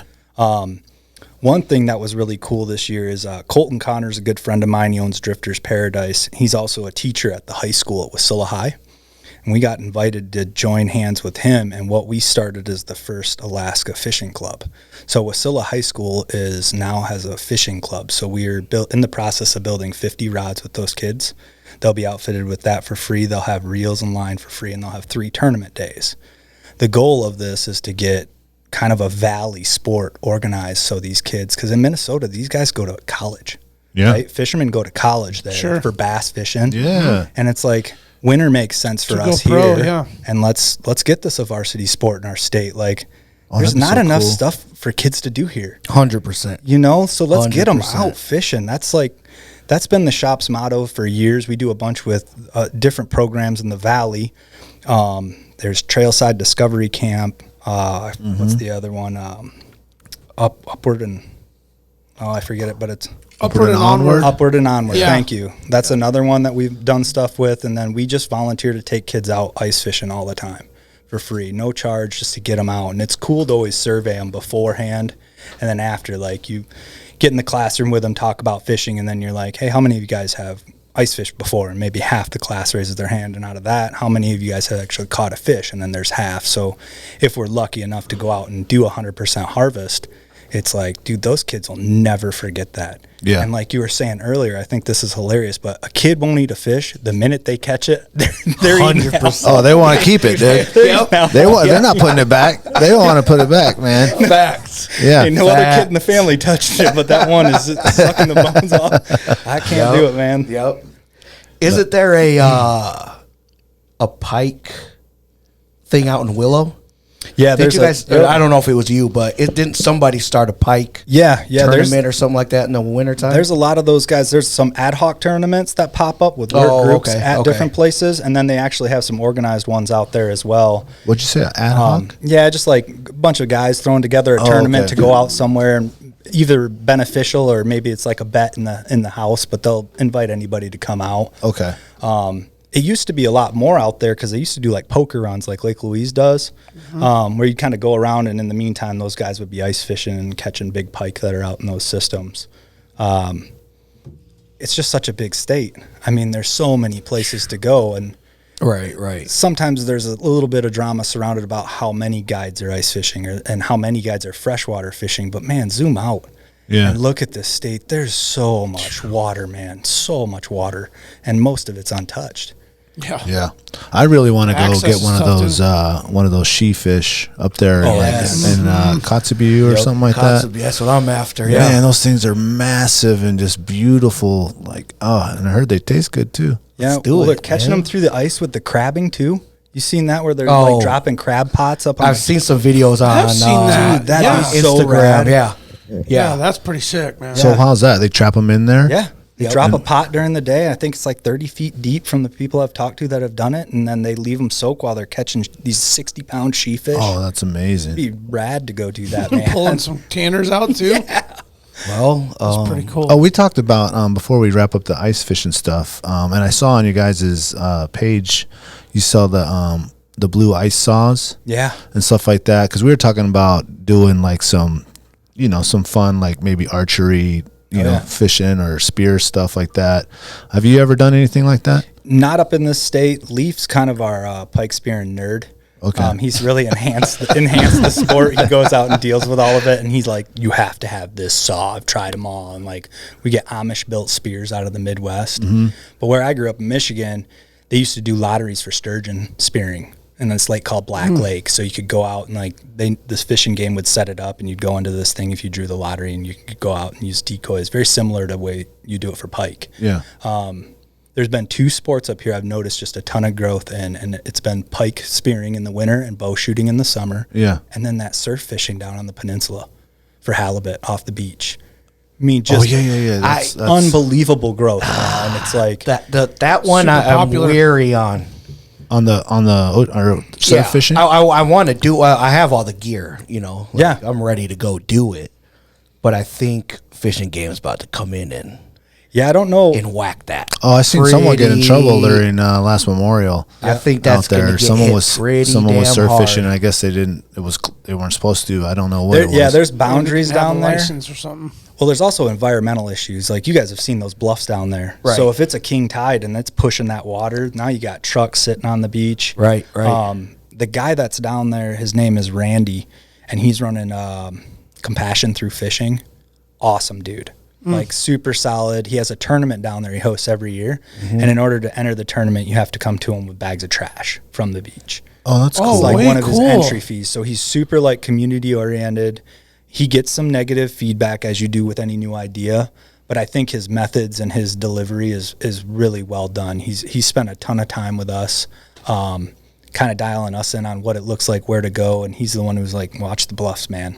Because a lot of people, if they want to go out and your wife gets seasick or your kids are too young. Oh, very true. Go set up on the fire, make a big fire on the beach, cast some rods out and just have a great Alaska night. I mean, you can't drink some beers and hang out. Yeah, I mean, it's huge in get Hawaii. bored, You go to Hawaii, you see those guys doing, that's like a whole thing out there. No, I'm with you. Yeah. I don't know what they're going to do. People are out having a good time. I don't think they ever expected it to get this big. Right. That's why I think they're going to come in and put some sort of regulation. Well, can you find the information in like the regs? Yeah. Oh, you can. But you've read the regs, right? Yeah. It's like, Not saying it, but I'm going to say it. I mean, it's pretty convoluted, and unfortunately, like the history of this state, you put a sign up, it's going to get shot. So Yeah. unless they're redoing it, Yeah. you know, it's like keeping that information up. But that was another big push for our stuff up in the valley, was like getting more groups involved in helping to maintain that, so it's not just on the state. So one of the, like Eagle Scouts, you know, they're looking for projects to do to get their stuff, like get them involved, like go up there and drive up, put signs up. Like obviously it'll all be ADF&G approved. You can't just write no fishing, but Right. you know, you put the regs up there. The Russian does a great job of it, but you're talking about a massive influx of people, Right. Yeah. you know, so it's justifies the efforts. Right. Yeah, at all those access points, they should have something fresh signs every year. You know, because sometimes you'll be like, oh, this sign looks like it's from like '99. Yeah, Is this still? 100%. Is this Are still you going to like, take it seriously? Yeah. Right. Yeah. And there's enough groups out here that the state wouldn't even have to burden the cost of that no, at all. no, no. And ADF&G, it just has to say, It just navigates yes, some logistics. the wording is correct. We're good with that. Put it up for Yeah. us. Yeah. and it's there's- their regs. I Right. mean, they're the ones issuing. The hard part with this state is, in my opinion, has always been not just understanding the Bible of regulation, but it's the EOs that people don't understand, that like, and that goes both ways. They liberalize it, or they say we're taking it all away. And for our listeners, EOs are the emergency orders, correct? Yep. Okay. Yeah, so that's like sockeyes typically will start on the Kenai at 3, right? We get a boomer year, they're going to go 6, 9, 12, and then that's daily ratio. But all of a sudden in the middle of that run, it could crash. So then it allows them the ability to say, okay, we're reducing it back down to 3. And that's done on those emergency orders, and they go both ways. But unless you're familiar with that, it's difficult. It's listed in the regs that you need to be aware of them, but not a lot of people know how to navigate it. Yeah, they should almost have like a hotline. You know, We're the like- hotline in the valley, I'll tell you You that. guys I bet yeah. you we funnel 50 calls every day in the summer, Oh, okay. just off They know of you fishing. guys are up to it. Or at that access point, there should Yep. be some sort of, whether that's posted or Call this number notify, first. hey, or- Yeah. EO came out, yeah. whatever. Or at the Russian, when you, because you got to go past that booth. Yep. Hey, here's the EO. Or it's been reduced to 3 or reduced to 6. We had 2 customers poach kings, honestly, this year. Brought them in, showed us to us. It was like, you can't do that. Kind of go home and eat them. They were pumped, like, look what we caught. Super proud. And they read the regs, and in the regs, you can go up to Willow Creek and you can go catch a king. By EO for the last, 10 years, it's been closed. Well, you come up from out of state, you're not really familiar with the regs, you're overwhelmed by reading them. Yeah. They used to have the booth at Willow. It's no longer manned. So they rely on that campground host who's busy keeping riffraff and doing his jobs, you know. Right, So without that, you know, those guys are going down there, and they had planned this trip, and they went down there and They're like, there's no one else down here. This is great. Yeah. We got this whole thing to ourselves. No way. But if you think about that example specifically, that is a prime example of, for the last 10 years, that's been under an EO and it's been shut down. So why even have it in the regs? that's a really That you good can question. go and catch kings. Yeah, write the damn thing in the regs. Like, Yeah, just put, hey, Closed. it's closed. let the to- emergency order be opening it. Yeah. Let the EO be the opposite. Yeah. You know? From my understanding, This Yeah, creek I is could be closed to wrong. all king salmon If it's fishing. redacted out of the regs, then that restricts the commercial fishery. Okay. Okay, so there's, and I could be completely dun, wrong dun, there. dun. And please, like, I'm by Don't- no don't means that the quote. gospel, but that's my understanding. And I spend a lot of time in those books, and I've asked that question several. Because how hard is it to go delete Right. in the book? And then the other animal in the room they're not talking about is how much extra pressure with the loss in salmon is going on these native trout fisheries. You know, Willow Creek all the way up is not stocked. Well, we've sold more trout rods and more grayling rods in the last 10 years than we have ever. And it's all because anglers are going to go out and enjoy the outdoors. Can't Yeah. target this fish, going to target this one. Go after something Yes. else. Yeah. So that's where we have to think more conservative. It's like what we were talking about. And you got to have these kids involved in this because the parents grew up one way, and now these kids are not even aware of the resource they lost and don't have.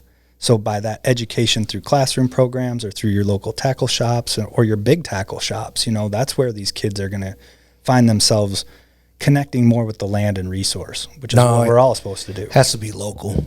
Yeah, I agree, man. 100%. I'm biased though. Because yeah. yeah, But you're right. You made a good point about that, because now that you can't catch the kings, or maybe the run is low, then you're still going to fish that river. You've been going there. You're just going to now target the trout and target the grayling. I mean, you see the same thing that happened with, like, you know, the Unit 13 caribou. Now that you can't go Unit 13, you're going to go to 40 Mile. And next thing you know, what's going to happen there? Exactly. You know, you have double the people going up there in a few years. Then what? yeah. I mean, look at the Steve's Highway, for example. Oh yeah. It's a shit show. Yeah. Like, Yeah, it's like the new whole state's it's like up the new there. Eureka. You know, Yeah, you go to exactly. Eureka 15 years ago, it was a war zone. right. Yeah. You know, opening day, just watch out. Yeah, you go to Steve's now, you got to contemplate. Do I want to get this caribou or I want to get shot? Yeah. Because that's what's going to happen. One of the two is going to happen, you know? Like, so many people up there. Bullets everywhere. And I don't. So I'd released a statement earlier this year on our social media page, which I got good and bad reviews from, based off of when Fish and Game decided to reduce our coho salmon, and they weren't around. It was a good call to make. But I started getting really fired up, so I started participating in a lot of meetings, doing my own research, talked to a lot of customers. Like showing up to the actual Yeah, I went to board meetings and Kodiak. stuff? Yeah, Okay. just to hear what they had to say. One of them was on bycatch. And what I learned is, like, it's not necessarily the managers or the people that are hired by the state. The system's broken. And it's not just the fisheries. We've been talking hunting. I mean, look at how that cycle affects everything. And I know guys that have left the Fish and Game because they're younger and they're trying to drive changes to happen, and they tend to bottom out. And I know it's not political, because you can't blame it on this governor. It's a 10-year issue. And every time a new governor's elected, the top brass gets removed. You know, so the fish lose. You know, that or the wildlife lose. I mean, that information is not being passed on or stewarded correctly by the system. So to correct my previous statements, I just think we need to rethink this state. There's way too many people, a lot of people hunting and fishing here that don't have ethics, and that can be taught. It doesn't need to be bashed. It can be totally taught, starting in classrooms and then at home. But some kids don't have a home, right? So that's where us on the river look at a kid, instead of yelling at him, going, "What are you doing, dude?" Like, go over there and go, "What are you doing, man? Yeah. You fishing? Like, you know, you can't use that hook here. Hey, dude, let me rig you up, and you'll catch some fish." Like, that's where that courteous step takes place. And then that kid is like, "Oh, I remember that dude, man. He hooked me up with an egg-sucking leech, and I crushed it all day, and my buddies didn't." Yep. So teaching them that, or dragging fish up on the bank, you know, there's fine-tuning that's not hard to do. It just requires a step in that direction. And I struggle with trying to believe that the state's going to do that in a timely manner, when all you hear is like, "Oh, we're going to address that. We need a little bit more data. We need more research." It's like, well, just call anybody who knew the king situation on the Parks Highway 10, 15 years ago. Yeah. And look at it now. I mean, and now we're getting to a point where you got to make the decision on if you're going to regulate harder and start closing fisheries, like, severely, where every user group is going to have to pay the price, or you're going to have to enhance it.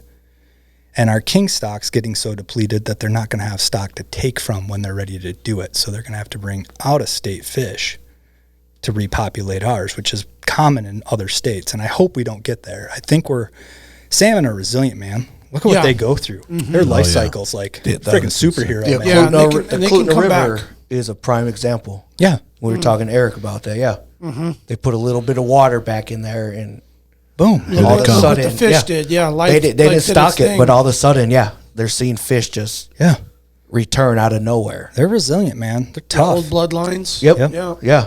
There's still a couple out there. Right. Yeah, that is a very sensitive subject. You know, we touched on it before the pod tonight. The king thing is, it's really heartbreaking. When you think about, like, you know, Daniel mentioned a little earlier, you know, walking down the shit trail, driving the shitty road off the Parks Highway down to the Willow and elbow to elbow. And, you know, you can just go down there and you pull a 50-pounder out of there on the regular. Yeah. And that's... And every one of those streams was the same. It was just, you didn't want to drive farther than Willow, because why? Yeah. It was loaded with fish. Yeah. Right. Yeah, So and it's your like, grandpa's grandpa caught him there every time back in the day. And I think there's natural cycles too. You know, I mean, there's some of this stuff where there's that predator-prey curve. Sure. Where a species is going to change. The Kodiak meeting was really interesting because it was really focused about bycatch. And they had mentioned a lot about the climate change in the ocean, right? The ocean temperature is changing, which however you want to look at it, the water temperature is going up. Could be cyclic, could be man-made, whatever. That's not opinion, that's fact. That's It is. It's research and changing. data and science that proves that. It is. And what that's also doing is changing these ocean currents. Yes. So fish are having these different patterns, and they have different patterns of behavior. And there was this whole hour presentation on the Tanner crab molting cycle being extended because of the warmer water. So it was like all these little nuances you see in there that affect the greater thing. The molting cycle, is that breeding or like Yeah, it's like the when rut?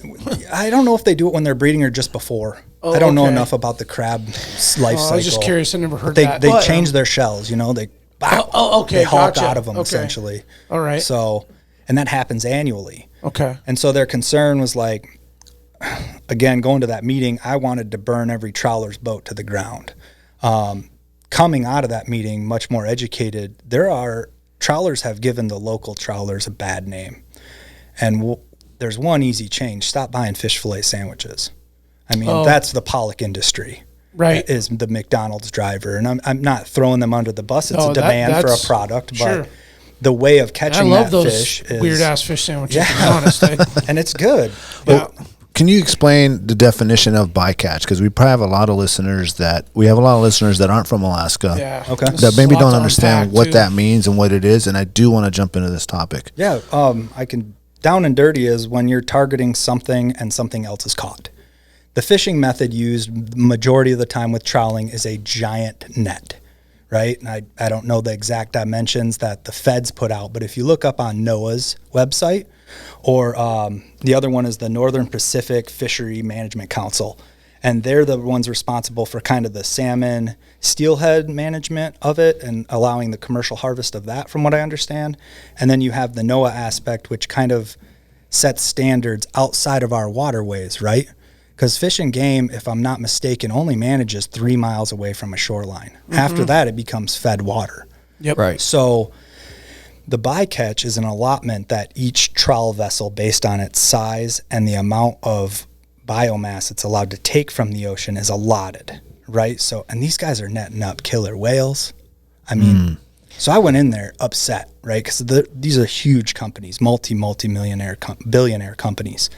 But there was this other guy there, and he had a Scottish accent, and I should have gotten the guy's name. Very well spoken, Kodiak boy, came from Scotland, been a fisherman there, really cares about the resource, and kind of enlightened me on like, not all trawling is bad. Responsible trawling and good harvest measures can be attained with that method of fishing. But the big dogs drop a net and go.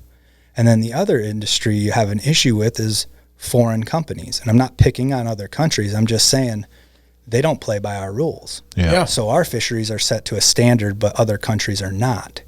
And so let's say you're going out there to harvest pollock and you drop your nets and you come up with, I don't know, 15,000 king salmon. They have 95% mortality on those salmon once they're on the boat. So they're dead already. They're not allowed to keep them, but they have to annotate that they caught them.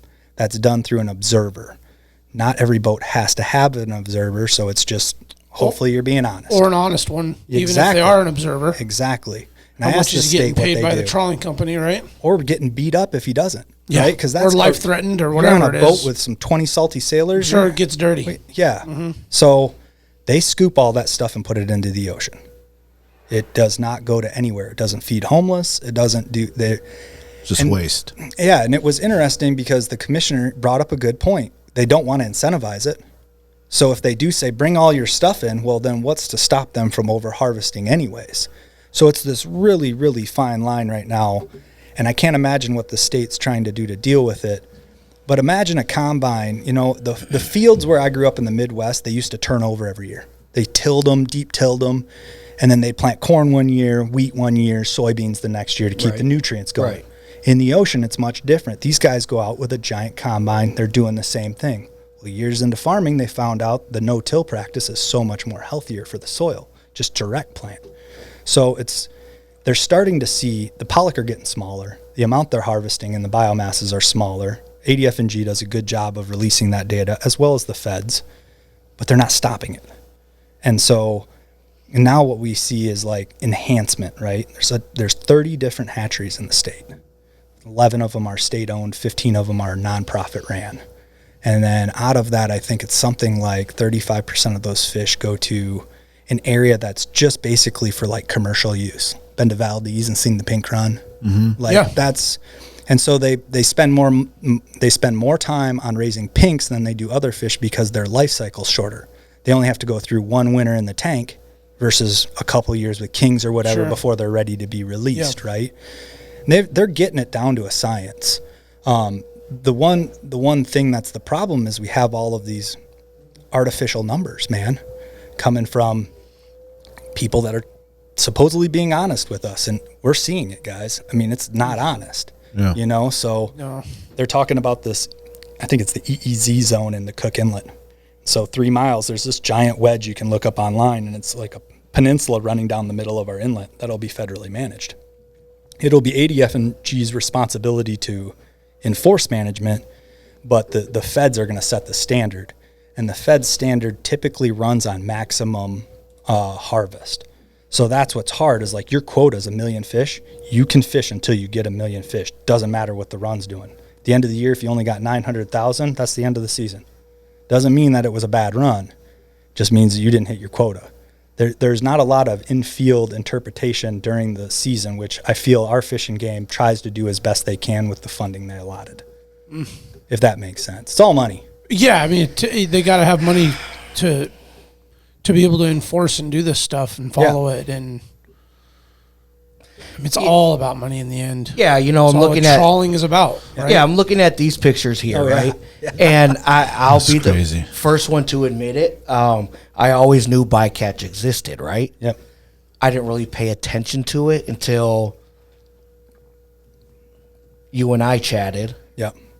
And then I started following you on the bycatch page, right? And then I was like, oh, let me see what's going on here. And then that's when I started looking into things and reading that some of these nets are like 8 miles wide. Yeah. And they're basic. Yeah, there's a really good picture of one right there, actually. Yeah. They're basically. But that's probably a smaller one. Yeah, that's definitely, you can see side to side on it. Yeah, you're dragging these across the ocean floor, and they're scooping up whatever gets stuck in there. And I was reading a report earlier today that just in 2023 alone, the report came out, I think in November, that in Alaska they scooped up 10 orca whales. Oh, wow. Yeah. In the net? In the net, yeah. So they're scooping up orca whales, sea lions, regular seals, and if it swims in the water, they're getting it. You know? And when you have 7... How do you deal with that when it comes out of that onto the boat? They're dead. Yeah, they winch them off. One, they say swam away, one of the killer whales. Yeah. But imagine if you harvest one extra halibut and come in and you get caught. What happens to you, your boat, what they can take? Yeah. Oh, the same standard does not apply. Right. That's not fair. No. And the article I was reading showed pictures, right? And they're all dead seals, dead killer whales, Yep. dead halibut. It says 7.5 million pounds. Yeah. Is that one you sent to us? I think it's in there, yeah. All right, let me The look it trial up real page has like, I don't want to discredit anybody, but 3 really positive people that are constantly posting on there. David Baines, I think, is the one gentleman's name. I've never met him, but he's a really good contributor to that page. Right. Some of it's emotionally based, but it's got fact behind it. And a lot of it's just regurgitation of news that you and I or the general public wouldn't have saw if they weren't on those pages. Right. So it's a really good way to stay informed. But they're a juggernaut of an industry. I mean, what do you do with that? You know, they're feeding a lot of people with the pollock. We can't deny that. They are, but there has to be a way to control it, because 7.5 million pounds of wasted halibut. Yeah. Yeah.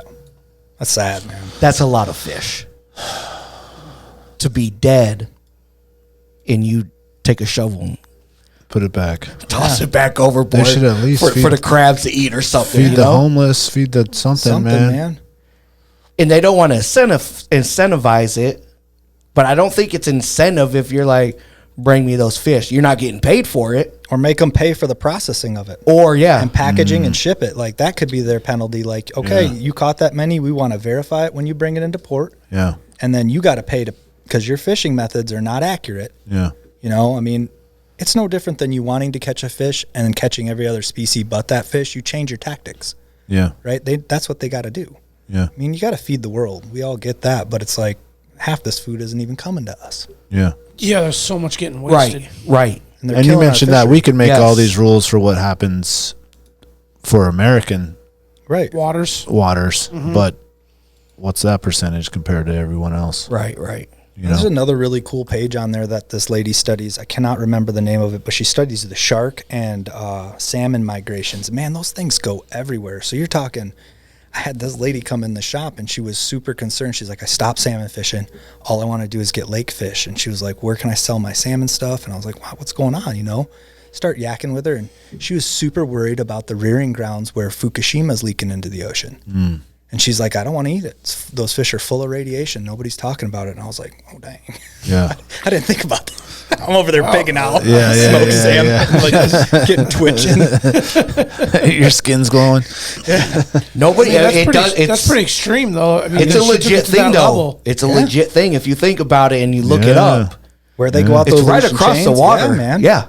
Those what was that jet called currents. again? Fukushima. That's that nuclear plant that. And they're dumping the water Was it in the the earthquake ocean. or tsunami? Something made it whatever. Not I don't know if it exploded, but it imploded or whatever. Right. And Yeah. leaking I radiation. did read they tried. I mean, they're like, what's the word where they're taking that water and they're They're trying to clean it up. Clean it up, but they don't know. They don't know exactly how clean it is. No. Yeah, it's crazy. And they have them in these huge, like containers, like massive containers, like thousands of them. And then you're right. They had a certain date where they're like, okay, well now we're going to release this back into the ocean. Like that's insane. And the ocean's like super dependent, like with the warmer climates, what we're seeing is more plankton. So these sockeye blooms are going nuts, right? Because their food source is all over the place, where herring's getting impacted by warmer water, changing its behaviors.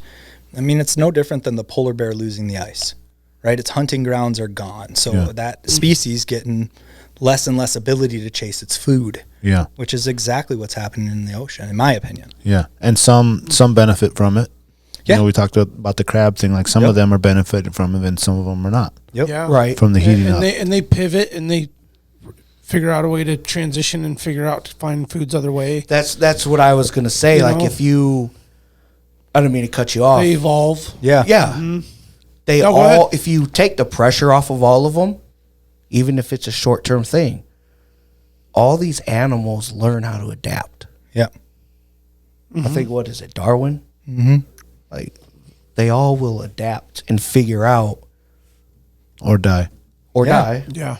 But Or die. they'll either die off or they'll adapt. But I would probably say that 98% of them will adapt to the new environment because it's not a swift change. No. It's an overtime thing. So it allows that generational change as they morph, so to speak, through mating and whatnot. Yep. So their bodies and their diets will adapt to that new change. And they're finding that, what was that polar bear that's mating with the grizzly bear? The Yes. coastal brown bears at Yeah. like certain sites.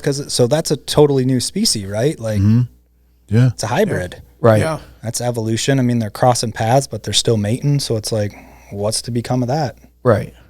And it's hard to say. Like, I just think it's a big problem when you're dumping fish. That's the bottom line on the bycatch issue. Like, it's so much waste and want. And we just talked about that meat on that one shoulder you're seeing in the field. And it's like, how do you justify that much waste? How do you justify that? Like, I would feel terrible doing that to an animal. You harvest a moose and just take half of it. Well, not only that, like, if anybody at this table goes and shoots a caribou and we're just like, I'm going to chop its head off because I just want the mount and leave the body. Well, Fish and Game and the troopers, they're knocking on the door tomorrow morning. Yeah. Oh, taking And, everything. and I'm narking you out. Right. Absolutely. But if I'm throwing, 2,500 dead halibut back in the ocean, it's like, yeah, cool, whatever, dude. Yeah.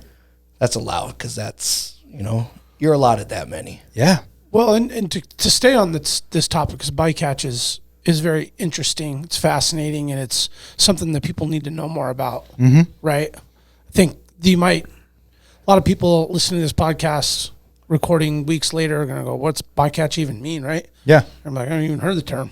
Yeah. Or you hear it floating around in the news, but you never actually know what it is. Right. Coming from the meetings, do you feel that there's a positive route? Do you feel like there's going to be some headway in terms of how it's being prioritized, how to attack it? Like, people getting together and having conversations is a win. Developing, theories and talking about it. But, like, is there something happening in a positive direction to impact it? Do you feel like? I think like you have to first realize that bycatch has been associated with trawlers, and it's not necessarily just trawlers. Bycatch, I believe, by definition, is any species you're not targeting that gets caught, right? Yeah. So if you're going to catch silvers, you bonk chums, kind of bycatch, right? Yeah. So it's been associated with the trawling industry because they're getting such a bad rap right now. But it's such a juggernaut with lobbyists that the state doesn't. I don't even know that the state knows where to start, And then, okay, let's say the state does something drastic and shuts them completely down within 3 miles. Well, then what are the feds going to do? Because they manage the water outside of that. Fish don't sit in one spot in the ocean. They move all over the place and migrate. So the hard part of it is and you're talking multi-country. We're close with Canada. We have treaties with them on a lot of this stuff, especially hatcheries. So it's like they got to be on board. The lower 48's got to be on board. Russia. Yeah. Well, I will say this, that this same issue happened 100 years ago with the whales, with the whaling industry and all that. And hope is not lost because Great point, man. Because a lot of the whaling countries realized what was happening, and eventually now, 100 years later, the whales have bounced back. Yep. And now they have these allotments to these indigenous people. Let's say like Kotzebue or some of these, they're allowed this and that. Whereas before, there's some really good books on it.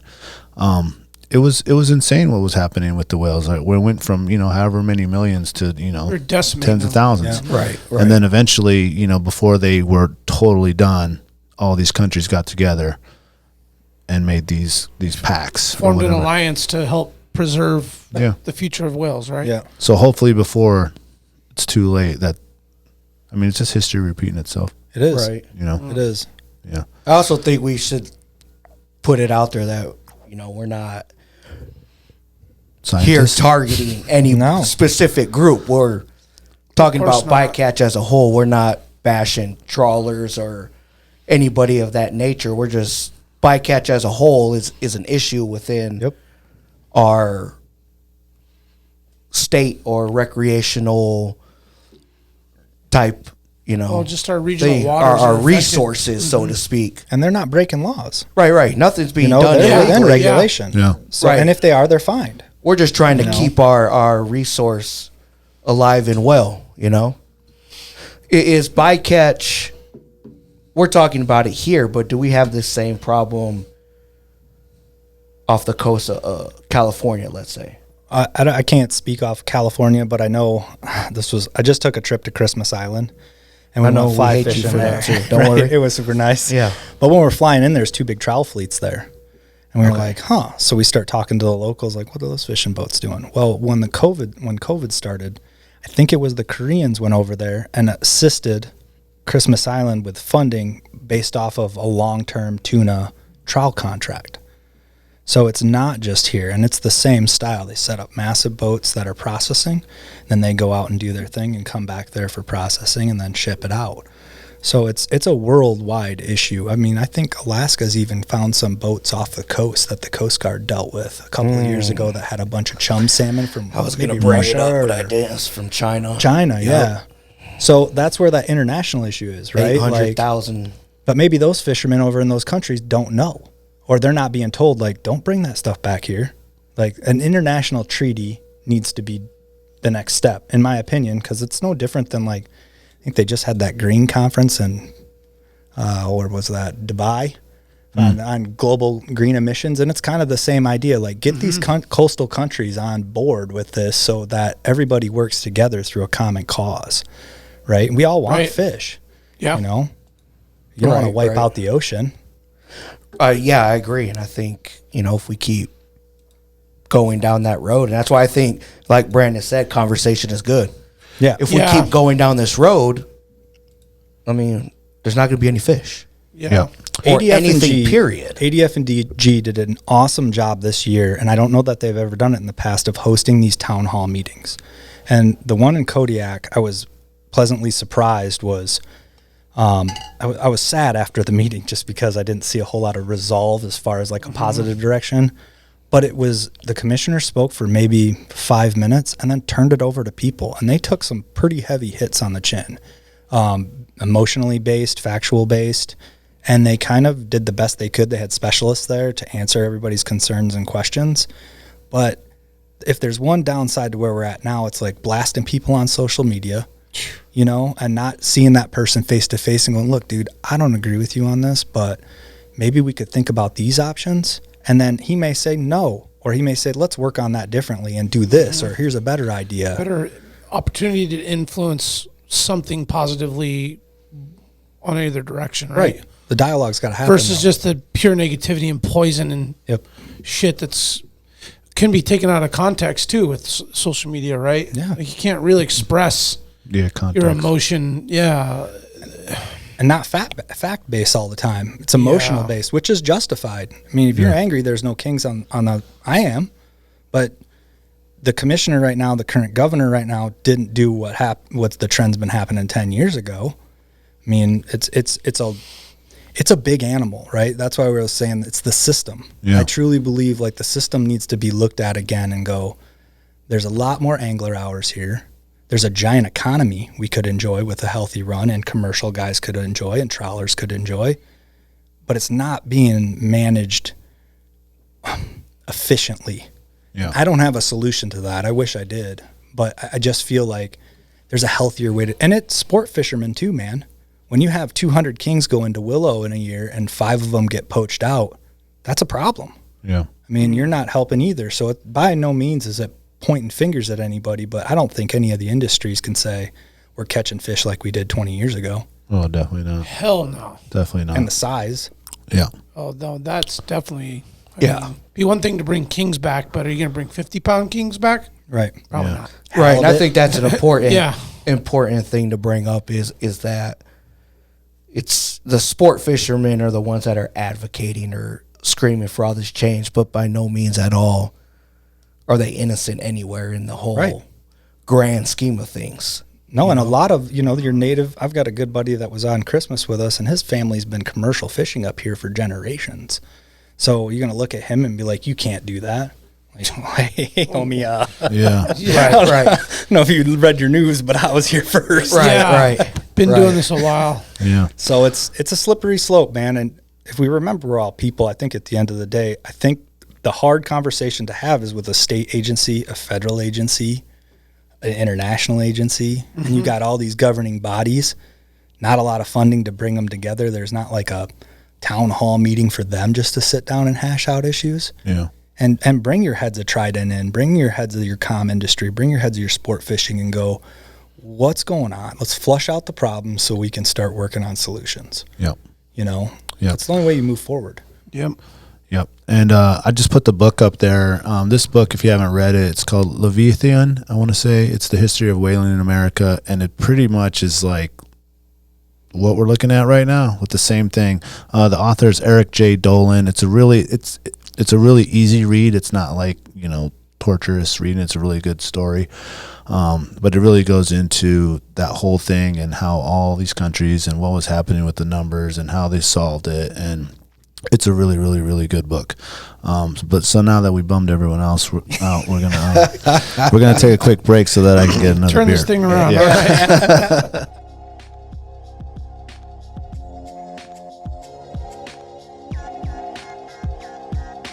Big Ray's, the Alaskan Outfitter, committed to outfitting Alaskans across the state since 1947. Whether you're a recreator, parent, guide, or corporate buyer, Big Ray's has the gear you need tailored for Alaska's harsh conditions.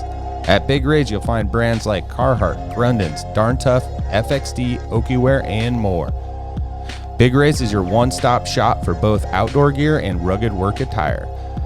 Check out their new exclusive line of durable but affordable waders, inspired by and named after the majestic Aralik River in remote western Alaska. The Aralik wader was designed by Alaskans and proven for the diverse waters of the last frontier. Visit Big Ray's at any of their 5 locations statewide, 2 in Anchorage, 2 in Fairbanks, 1 in Kodiak, or check them out online at bigrays.com. Tailored Restoration, helping Alaskans turn disasters into new beginnings since 1972. Their 24-hour services include fire, water, mold, post-emergency cleaning, and repairs. Tailored built its reputation with years of committed and reliable service to the community with innovative restoration and home remodeling. When you have an unexpected home issue at the most improbable time, Tailored has an emergency response number with trained professionals available to help you anytime, day or night. Tailored Restoration has locations to serve you in Anchorage, Eagle River, Mat-Su, or Fairbanks. Give them a call at 907-344-1239 or make an appointment today at tailoredrestorationalaska.com. Total Truck, Alaska's premier supplier for custom automotive accessories and overlander products. If you want to customize your vehicle, talk to the team at Total Truck, where you'll find their expertise along with top brands such as ARE, RSI Smart Caps, Goose Gear, iCamper, Frontrunner, Rigid Lights, Rhino Lining bed liners, and everything you need to outfit your truck or SUV. Want to turn your truck into a sleeping option? They have rooftop tents, custom camping equipment, electronics, and solar energy packages to keep you powered up deep in the backcountry. Stop by their store location on Dowling between the new and old Seward Highway, or check them out at TotalTruckAK.com. He's a hell of an angler too. He doesn't just go fishing; he catches fish. Oh yeah.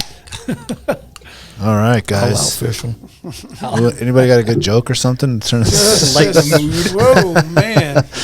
I wanted to get into. Fisherman said to the trawler captain. Can you run us through the shop history of the shop, when you got involved, the people before you guys, and well, there's the man, the myth, the legend, Mike Hudson, has been there for 32 years. Originally, it started out as Dan's Tackle Town. Was one side of our current shop. It's been the same location the whole time? Same location. Okay. And like Igloo Electronics was there in the day. They used to bring snow machines in there and sell like one Arctic Cat all the time out of there. Like, it was super cool history behind the building. Like you crawl underneath the building. We've been looking at remodeling. So we're like crawling underneath. There's all these electronical wires from like 1980. The old plug and play stuff. Yeah. So Mike took it over. I think the transition happened roughly 28 years ago, where he worked there as like a manager for a while and then became owner. I don't mean to cut you off. No. It used to be half of that size? Yeah. Back in like he came on in the early 90s. So, Good God. And it was the only show in town. I think Montana Creek might have had one. Man, that was the heydays too. Dude. Oh, dude. But it was, just spinning globes like crazy. Soaking baits. It's my favorite way to fish, man. So yeah, it evolved from there, and there was actually king salmon issues on the Deshka back in the, I want to say 80s or 90s. I'd have to look back, but where they closed it down for a few years and it rebounded massive, like during the era we remember, right? And the glory days happened, and in the glory days, Russ Flying Service days. Yep. And in the glory days, Willow Creek was the campground up there. Farley was running charters. I mean, you had a couple people up in Talkeetna running charters. Mike had another shop, Three Rivers shop, at the cutoff there at Willow Creek Parkway, and at the time had 11 employees, right, to get through the season. It was insane. Like in the 80s, they were ordering like $1 million worth, or 90s, they were ordering $1 million worth of tackle. Like it was insane what the Kings did to bolster the area, not just for the local guys. I mean, that wealth is spread out to restaurants and historic bed taxing. Yeah. So that's kind of the evolution of it, and it stayed the same. And I came on, I walked into the shop, so a little bit on me. Walked into the shop 7 years ago. I came back. My mom passed away from cancer, so I moved away from the state for 2 years to take care of her. Once she passed away, we were going to move out to Oregon, actually. And then our heartstrings started pulling on us, and we were like, time to go back home. So we came back up to Alaska, and I was a stay-at-home dad. My wife runs her own business. So I was just looking for part-time work, and I walked in the shop, and Mike's like just laying there. I was like, hey, man. He's like, hey, super friendly, always informational. Like, I was like, do you want a hand? He's like, yeah, I'd love a hand. When can you work? And I was like, I got to go down, pick up my car, and then I'll be back up in June. He's like, all right. Just let me know when you're ready. And I came in, and like next day he gave me the key, and he's like, peace. Good luck.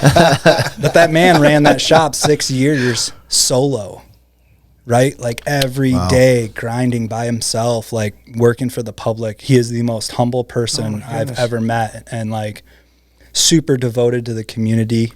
I mean, I would bet to say there is not an angler in this state that is well-versed as him as far as knowledge goes on every different style of fishing. Because typically in a small shop like ours, you find just fly stuff or just tackle. But as you had mentioned earlier, we carry ice, salt.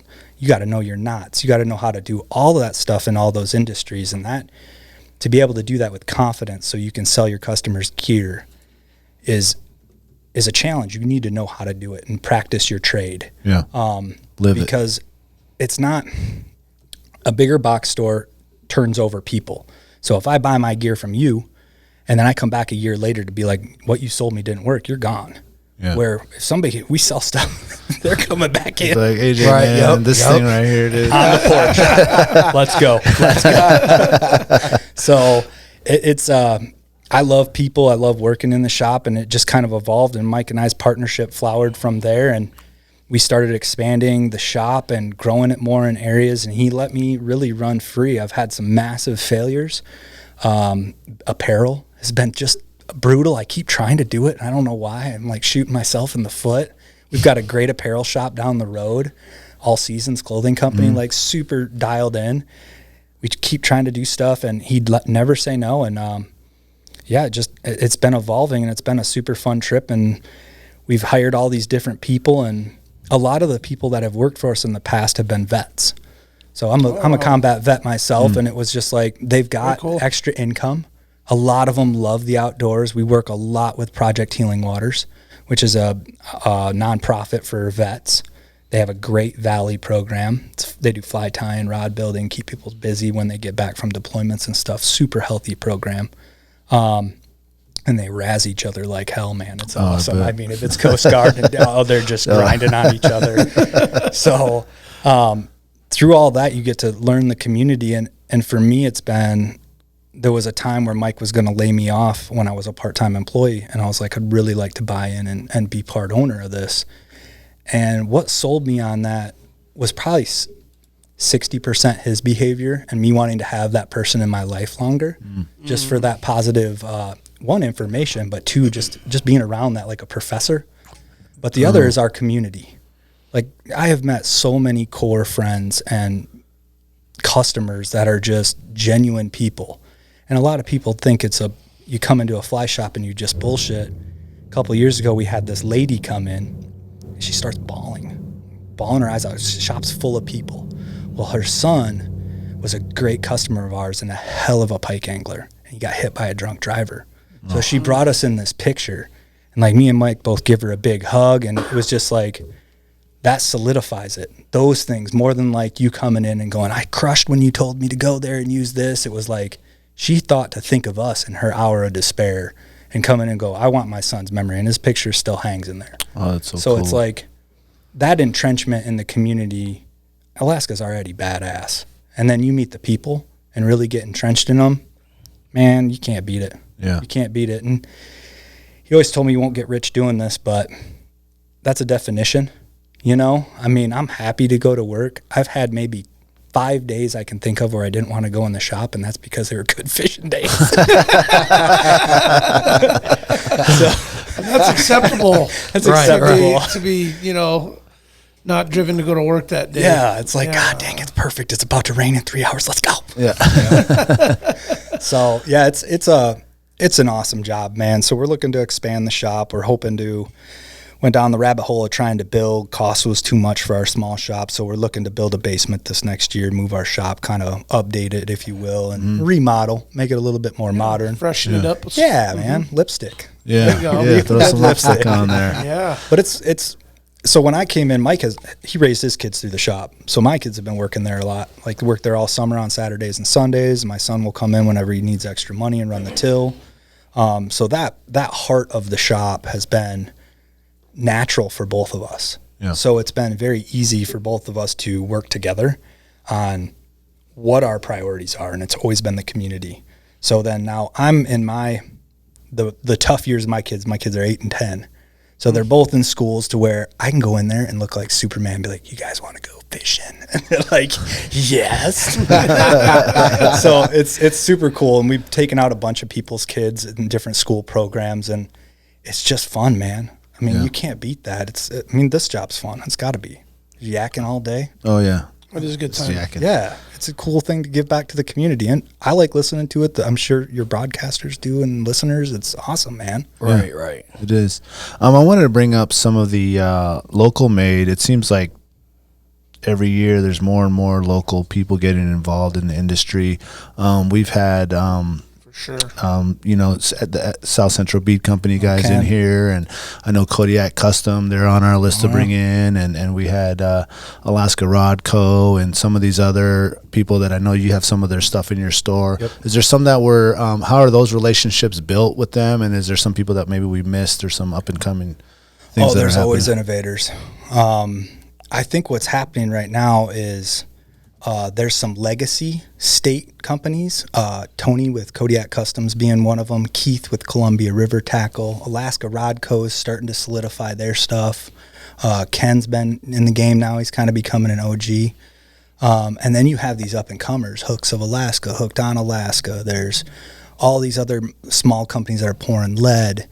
And I think what a lot of them are starting to realize is really good to work together because, for one, selfishly, I would rather buy product from this state. One, I don't pay shipping. So that part of the equation as far as the business model goes makes more sense to me than going somewhere else, paying shipping, losing profit, not making the margins so the shop is struggling. Those type of things has always made it hard on the small guys, the small shops. And similar to those guys. So now they're relying on us. We're relying on them for a good, healthy relationship. And to be honest with you, they're conduits, the guides. So now you've got all these small businesses working together because the guides are the same way. Like, yeah, that applies to us. Let me get that stuff. Pat with Hardware Tackle's another great advocate for the state, super knowledgeable salt dude. But just innovators, and we need more of that. That's industry being brought up here. And I don't think people are talking about that enough. Like, it's not a concrete plant, but it's more commerce in this state, man. And that helps the state. And there's needs to be programs to help those. And these guys are starting to get in. B&J's done great. So you've got like Big Ray's, B&J's, us, Mossy's Fly Shop, Mountain View. I hope I didn't leave anybody out. But those 5 kind of seem like the ones that are starting to help foster these relationships and give them sell-through. Because it sucks to... Those guys have to pay for everything and then wait and hope that you buy it. Yeah. And then hope you pay your bill if a lot they of get it. cash flow in the mix. Yeah, it's a risk, man. Yeah. And Yeah, it's a not lot cheap. hanging over their head. It's totally. Yeah. And it's different than our industry typically in like retail side. You make your order and try to predict it, but you have X amount of days to try and sell it. So you're not held to the wire where those guys have a ton of money that they've been sitting on during product development and actually manufacturing it to a legitimate thing where it's starting to work. So this state's tough, and there's tough people, and the people that survive the toughness, I feel, come out with their head higher, and they've got this group of people surrounding. I mean, all of them have formed kind of a diehard relationship with each other. There's enough guides to spread the wealth so you're not repping Sitka and QU at the same time. You know what I mean? Like, you're going to be this guy, you're going to be this, you're Stone Glacier. So that part of it's really nice. And they come to us and they're like, what would you like to see? Rapala's not going to do that. Yeah. Yeah. You know what I mean? Like, nope, these are the colors you get to pick from. Yeah. These guys will be like, what do you want? Yeah. how many quantities. They're not ordering 5,000. We're ordering 15. If they move quick, let's up production. Yeah. So that part of it's amazing. More of like a thumb on the pulse of the demand per shop and their customers and what you sell, and like there's thought into that. Yep. And fishing and hunting, and I'm not a hunting salesman, but I can assume is trendy. Yeah. Right. So what works this year doesn't. You're probably going to buy so many of this color this year. Next year you're going to want something different. Yeah. Camo's out. Solids are in. Yeah. You know? Exactly. I can wear it to work and killing it. Yeah. Yeah. Exactly. Plus, you get that personal relationship instead of that out-of-state sales rep. Yeah. You're just a number. Yep. And I need that commission type of vibe. You know what I mean? Yeah. I love that there's like an alliance where, you know, like the big box, Cabela's and Bass and these guys, they didn't come in and then knock out all the tackle shops. Like through that alliance and being together and working together and growing together, you know. Well, Cabela's, Bass Pro, Sportsman's Warehouse, they're big. Yeah. So it's different, right? Like they carry the big stuff. We don't carry shanties. I don't have the room for it. I don't have the ability to pay for the freight. None of the small guys do. Maybe Big Rays. Right. But what happens in those stores is because of their employee turnover and the size of the store, they can never build the relationships that we can as a small shop. And once you form that trust with a customer, it's unbreakable. We got customers that won't let my other staff put line on their reels. Yeah. Like they're just like, no, bro, no, he's not tying my knots. I'm like, I hate to tell you, dude, he ties my knots. Right. Well, I think Alaska is unique that we want to support other Alaskans. For sure. So you see time after time, some chain restaurant come in, it's a hype for a little bit, and then boom, they're gone. Yep. Right. You know, and so like companies like yours and Big Rays and B&J's and, you know, I know for myself and probably everyone that I know, we would rather go check out some of these small places and see if they got what we need before we go step into Cabela's or some of those other big places. Yeah. Not to get it, it's cool to have those big places. It's cool to have that option there, but that's not our first option. And I think as Alaskans, I can probably speak for all of us that say that our first option is the small shop. We always want to support local first. And if for some reason it's not there or you got your clothes or something, then all right, well, maybe we'll go check out these other guys and see if they got it. Yeah. And with modern retail, so there's always this stigma surrounded with small shops. People ask me this in the shop periodically and ask Mike, you guys mark your stuff up more than anywhere else. Like, but nowadays, man, with phones, you can check our BS. So it's like, okay, and most of it, they call it MAP policy. So we have to sell something. We can sell it for more, but they suggest the retail price. It's like Sitka or anywhere else. You get on their thing, you're like, this jacket's $6.99. They're selling it for $1,200. Like, what's going on? Oh, it comes with the bottom too. Oh, okay. Yeah. You know, so you can get called out a lot easier for gouging. And 9 times out of 10, with us shopping locally, like I don't think you can find a cheaper source of lead than in our shop right now. Because we've just got the hookup. And to go off of that, I think anybody that's listening to this show, within reason, I think we're more apt and willing to spend more to buy local. Yeah. Knowing that it's costing you more to ship something up, to have it made in order for us to get that product. Yeah. Versus I'm paying Bass Pro their markup and they're getting it for pennies on the dollar. Oh, yeah. So they're making a huge margin. Yeah. You know, and I'm feeding who knows whose family, where I know I'm buying whatever from you for $24.99. Helps the kids. I know that, you know. You see them with no teeth, that's your fault. My kid's hungry because of you. Your kids get to eat, you know, some dino nuggets tonight or whatever. So there was this guy, this story. So I think it was an Orvis shop, moved in. This is years and years ago. Mike told me this, across the street. He walked in there to go check it out. They sell completely different stuff. So he walked in, just introduced himself, and the sales rep was sleeping behind the desk, right? This is years ago. So then it closed the shop down, and the sign on its front of the door said, closed due to lack of community support. It's like, first of all, dude, your approach is wrong. Even when you close the shop, you don't say that. Like, oh my goodness. So, well, that's part of having that close community. I mean, knowing you're going to walk into, your shop or Mountain View Sports, and you're going to see the same guy that has been there forever. Oh, yeah. You're going to be in there, and sometimes you go in some of these big box stores, and it's like, I know that this guy doesn't know more than I know. Yeah. You know what I mean? He doesn't know what he's talking about. You know, some teenager he They're hired teenagers, or whatever. yep. You know, so you'd rather go to somewhere where, like, these guys are going to tell you what's up for real. You know what I mean? And you're going to come back, and it's going to be the same guy that's there, 2 years later, and you can be like, yeah, this worked, this didn't work. I'm going to try this new area. How could you help me out? So I think having that relationship with that local business, it just keeps you wanting to go back, and back again. Yeah. Well, not to mention, like, you take a box store, right? And I'm not here to bash any box store because I think everybody You need them. listening will, if they say they haven't walked into a Sportsman's, Bass Pro, or Cabela's, Oh, yeah. They're full of shit. they're full of shit. 'Cause everybody listening has walked into one and bought something. But you go to those big stores for specific items that you don't carry. Yep.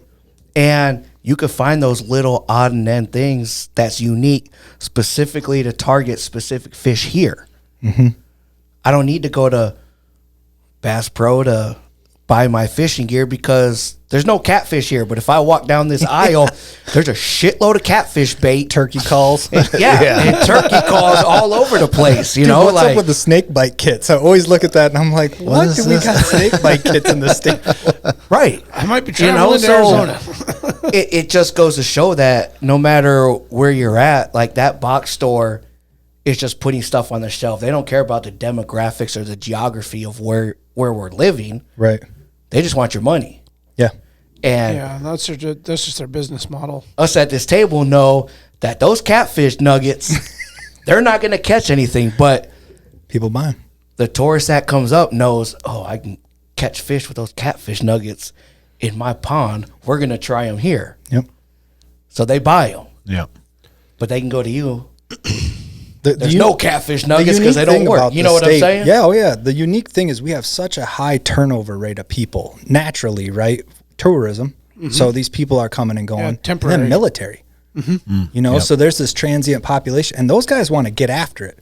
Like they're pretty motivated, from my experience, to come up and go, we want to go do this weekend. What do we need? Yeah. And it's, you can go and shop yourself. So the first week I started working in the shop, this guy, military dude, came in. It was probably $900 in tackle sitting on the counter.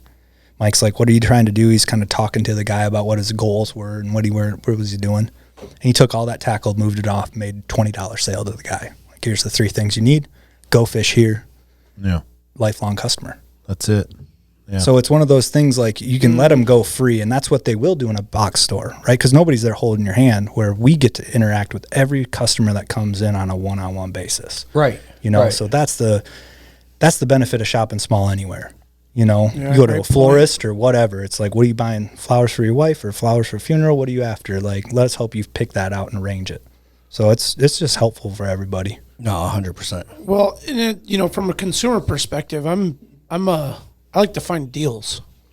Like I bought this Sitka vest on sale. I didn't buy this thing full suggested retail. Right. I got it on sale. It's overstock from last year or something like that. Got it for 40% off. Right. That's why I bought it. Yep. I like good it. on It's you it's too, man. nice. Thanks, man. Yeah, It's not my color, but I just want to change it up. I think the color looks good. Thank you, man. I appreciate Tones that. back in. And I looked at it the first time. I was like, ooh, man. I'm like a blue, gray, green. It's like, this is kind of yellow. It's like, get some color in your life. I was like, all right, you're right. I want to put this mustard-ass looking thing on. It's like honey mustard, doesn't it? My point was, I find deals online. I find deals in town. And to your point earlier, like the big box has something I need. Yep. Like I know I can go get these certain water jugs at Sportsman's Warehouse. I can go get these certain fire starters at Sportsman's Warehouse I like, or something. Big box store has this thing. Three Rivers has a certain lead I like. B&J's has certain, saltwater, what the hell, the freaking leaders. Like everything has something. Mountain View has really nice Sims flannels, seasonally. They're the nicest damn flannels you can buy, but you get them at Mountain View. Yep. Every store has something for everyone, hence why the market, I think, is so healthy to support a small tackle shop Absolutely. to a medium outfitter, big race style, to Cabela's and Sportsman's and Bass Pro, which, yes, I'm sure we all go in every single year at some point, winter or summer, to get something out of those stores. Correct. And it's okay. Yeah. And you can still go on, Steep and Cheap or Camo Fire and order a Sitka vest.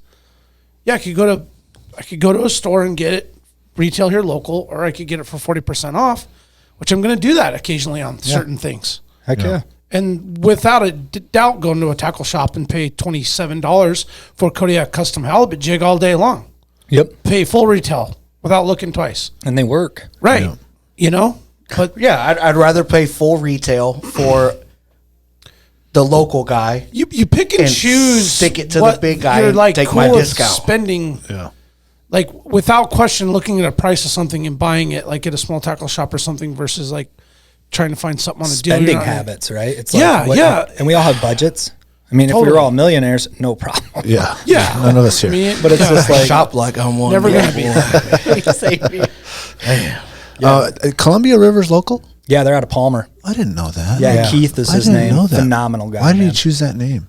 He's from Columbia River area. Oh, okay. So, and he's selling nationally, if not internationally now. Send me- Okay, that's send me why some maybe just I the thought last that. 2 Because I thought I years, saw right? his stuff somewhere and I was like, oh, this is He's When been I around first- for probably 5 years, maybe a little longer. But You really saw taken off. B&J's first, Yeah. right? Would that be B&J's, correct? us. I think Three Bears is carrying them now too in certain okay. lines. So, I mean, Three Bears blew up. Wow, Oh, man. Wow, man. That's cool too. That's Yeah, just like a their mini little shop. Costco. Oh, dude, it's awesome. That's really, really wild how they blew up out of Toke. yeah. Yeah. Right. Yeah. Who would have thought? I mean, kind of a bummer for like the lodges and some of the other little gas stations and stuff like that. But so cool for those people that live in those rural areas to have, such a good option to buy stuff. The pop-ups in Big Lake and Houston and in some of the Super areas, I think that's great. Yeah, man. they're putting one in Eagle River. Oh, really? Sticking it to Fred Meyer. Yeah. Fred Meyer, literally on the same plot. Yeah. The old SBS. Yeah. Did you know that really? Now the it's Three Bears. Yeah. did you know the permanent fund like invested Yeah. in them and Oh, yeah. that's cool. It's a good move, man. Yeah, like, great that's move. use the money for that. Like, invest Yeah. it, man. Grow Yeah. it. Yeah. Like, Investing back into the Yeah. own community is great. And I think, like you said, it sucks for the little mom and pop gas stations out there.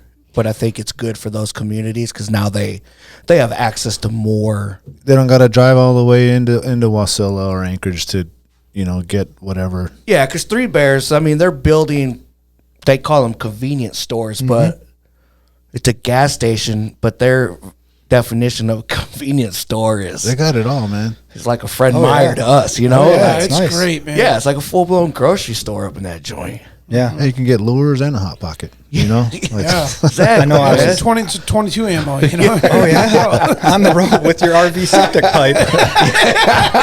That's right. That's right. They got it all, man. Yep.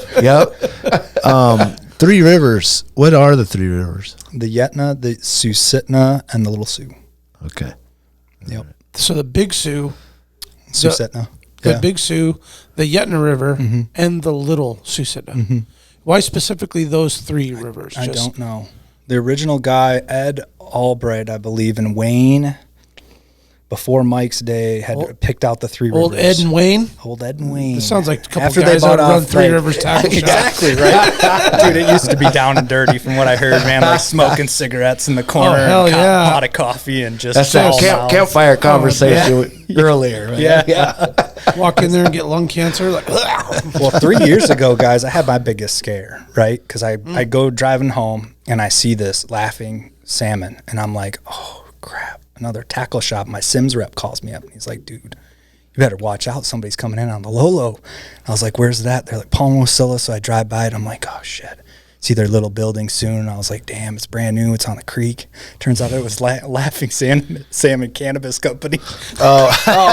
I was like, dude, oh, gotta worry about that. it's not our run. That's good for They selling business. tackle? I love that name. Yeah. Laughing salmon. That's Those cool. dudes are fishermen too, man. They're hardcore boys. They are hardcore. They got like that $60,000 snow bear machine that like lowers down hydraulically. I mean, Oh, they're about into it. Oh, they're super into it. Cool. Going to Manitoba fishing, they're dialed. Oh, that's wow. Cool. Good dudes. Doing expedition style trips. Oh, yeah. Yep. Yeah, they're wealth of knowledge as well. I mean, it's cool really thing popular, man. Oh, yeah. And the cool thing about my industry is you'll know a bullshitter because he'll say he knows it. You cannot know it all. I try to hire 4 or 5 guides a year. Every single person, even if I've been with them before, I'll learn something. Hell yeah. You always learn something like, okay, we're going for kings this time. We're using this plug. He ran 2 plugs. Why'd he switch that plug out? What'd you do different? Or why'd you tune it differently? And you just learn. So it's an education in itself to just make you a better angler in your pursuit of that big fish. I know someone's bullshit when they tell me they got a secret fishing hole. Yeah. Ain't no not anymore. 2023 ain't no damn secret. I got a secret. You full of shit. Yeah. You the only one that fishes that hole? Yeah. I doubt it. Yeah, exactly. Yeah. Take me there. Just what's up with that trash right there? Exactly. Oh, the wind must have blew that. AJ, what's something that you guys might carry that maybe the average person doesn't know that is in the store? Knowledge. We're dropping that like bombs. Okay, that's good. That's a good answer, though. You know, there's a lot of the anglers or the companies you guys had mentioned. I think that's not well known that we carry. We always get surprises when people come in and go, oh, man, what's this Columbia River? What's Kodiak Customs? And so really it's the forefront of those guys taking off. And if nothing else, when you walk away from this, just know, like, there's most of the guys that develop tackle up here are sick in the head because they fish so much that they had to figure out a way to make money off of it. Yeah. And so their research into their gear before they launch stuff is freaking dialed, man. It's years worth of work. So it's like having those guys is probably what's the most special thing about our shop is I think we have 6 or 7 local companies right now in the shop, and they're starting to dominate more and more, and it's good to see. That's cool. So you know why it dominates, right? It's built well, most of it. Because it works. And it works. Yeah. Yeah. Right? Tested. You know, to our fishery. You buy those Kodiak custom jigs to go halibut fishing because you harvest halibut. Yeah. You know, it's hard to deny. Like, you can go buy whatever brand. Yep. You know, go buy the local boys stuff because the R&D was intense. In fact, there was a divorce in it. Well, what was it? Lots of hard feelings, yeah. Bleeding Heart Brewery, wasn't that whole name based off of that guy's like wife divorcing him or something? Passion for beer or whatever. It's either me or the beer. Well, honey. Hit the road. So you're making custom rods? Yeah, we build custom rods, tie custom flies. Fly rods, spinning rods, bait, it doesn't matter. Yeah, I built a rail rod for a gentleman that was going to catch big bluefin tuna off the coast of Mexico. Oh, wow. Built everything. And it is that is one thing I've kind of put down fly tying since the rod building has really enhanced, just because that's a whole different animal to learn. How the guide spacing works, and then what the customer wants for details. Doing 50 rods right now with the Wasilla High Fishing Club. We work a lot with Matsu Central. Do a lot of building with them every year. They can use it as a credit and use that stipend that they get to purchase the components. So kids and honestly women in all of the classes we teach tend to learn quicker than the men. Because a fisherman has it beaten his head, he knows what to do. Yeah. Oh, yeah. You know, where everybody else comes in. Yeah. I mean, we had a guy last year or 2 years ago that was building a rod with us, and Mike was messing with him, and his wraps didn't look good, but Mike was just kind of picking at him in a fun way. And he reached over and sprung one of his wraps, and the guy goes, "If you do that one more time, I'm going to stab you in the hand with this fork." He wasn't playing. He did not care at that point. He's like, "Just let me finish this rod." So it was good, though, man. And being able to engage with customers like that, we get a lot of one-on-one time. So it's, Gotcha. It's cool. Yeah. So if someone wanted to have a custom rod built, just come down and see you, or call us, come down. It's better to come down because there's so many components available. Got a good friend who came in last year and built his son a Spider-Man themed halibut rod. And so we sat down and made this thing cool. look amazing. It's red and blue, and he had blue guides and Spider-Man sticker on it. Just flashy, huh? Oh, dude, it was awesome. And so he's building one for his daughter for Christmas this year. And then Barbie? We've done a ton of themes. No, she's doing that lady Spider-Man. Oh, okay. With the white, black and white. Yeah, I've built my kids, my nephews, nieces, all them rods, and I get to put "I love you." Love you, cool. Uncle, and the day. Like, yeah, man, and they'll have that forever. So it's that's way cool. Pretty cool. Pretty cool that's gift awesome. to give. Yeah. They put AVETs on those things or what? What are they? Anything they want, man. Yeah. Yeah, I mean, so we did a spider wire for years, made this red, white, and blue line. It's 80-pound braid. It was red, white, and blue, like the metered stuff. Yeah. So we put that on the spool on an all blacked out reel. Dude, it was sick. Oh, I bet. It was sick. Because it just popped on that reel, didn't it? Dude, it's just, and he's caught just fish with it. unspooling, watching the color change. Oh, yeah. Yeah, Spidey web, dude. Yeah. Oh, that's awesome. That's awesome. Yeah. That's cool. Anything that we didn't bring up that maybe you wanted to mention? Just that I'm very grateful you guys thought of us. You guys do a great job on this podcast, and it's a labor of love, and I can relate to that. The podcast owns you, and the shop owns me. So I get that, man. But you guys are doing a great thing for all of your listeners, but particularly the state of Alaska and the people that are trying to help out the community here. I think it's great what you're doing. Just want to say thank you. Thank you. Appreciate it. Yeah. Man, thank you for saying that, and really well said, well spoken. You truly are a steward of Alaska.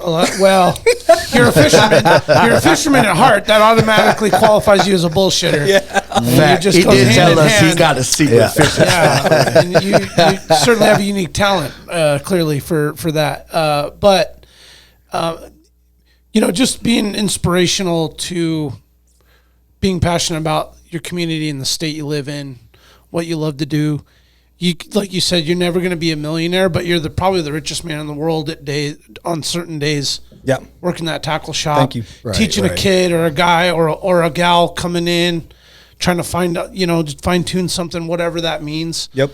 Man, you just must have endless wins and things that give you a little dopamine shot that just feel amazing. Yep. And that's really cool, man. It's not always all about the money. We need it to function and survive, and we can talk about that, but it's you're rich in a different way.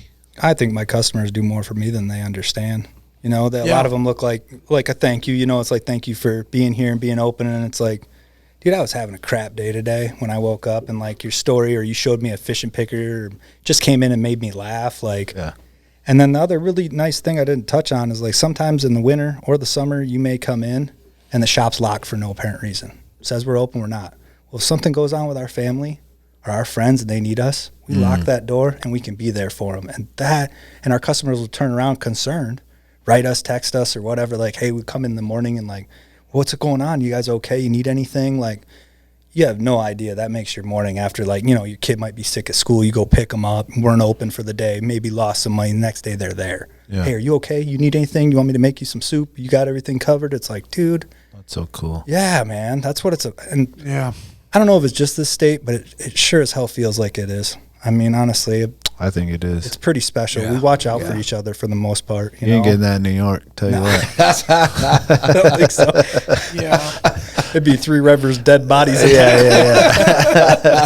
Yeah, there's a pretty cool bond, and it's up to us Alaskans that truly love that and believe in that to keep it alive, because with that transient population, they learn it and then they leave. They learn it, then they leave, and getting it to stick for the ones that want to stay around is important. Yeah, and we got to be that glue to help pass it on, I mean, yeah, this is the best state I've ever been in. I mean, I miss certain things like the fall in the Midwest, but Alaska, man, special.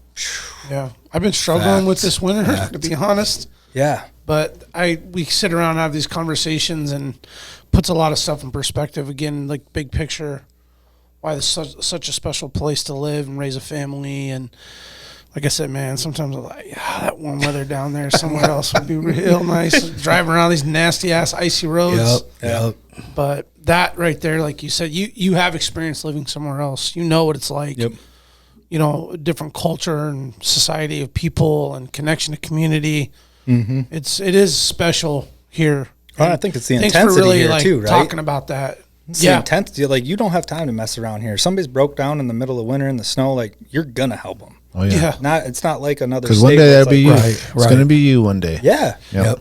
We didn't watch that comedy show. This is a little sidebar. We didn't watch that comedy show last year.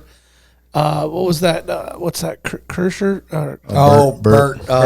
Yeah. And one of the dudes that opened up. It was last December. We just had that snowpocalypse, and they were clowning on What was that dude? cars like trying to get through the intersection, looking like baby cats trying to crawl. And the one guy was like, "This is like one of the only places where you're like, oh hey, I'm just gonna go outside and check the mail. Oh shit, the door locked behind me. I could fucking die." Like, he's like, this place will eat you up and swallow you. I'm like, that's a good point. If you're living in the wrong spot or do something, fall down, bump your head, and pass out. Like, it's not for the fainted heart.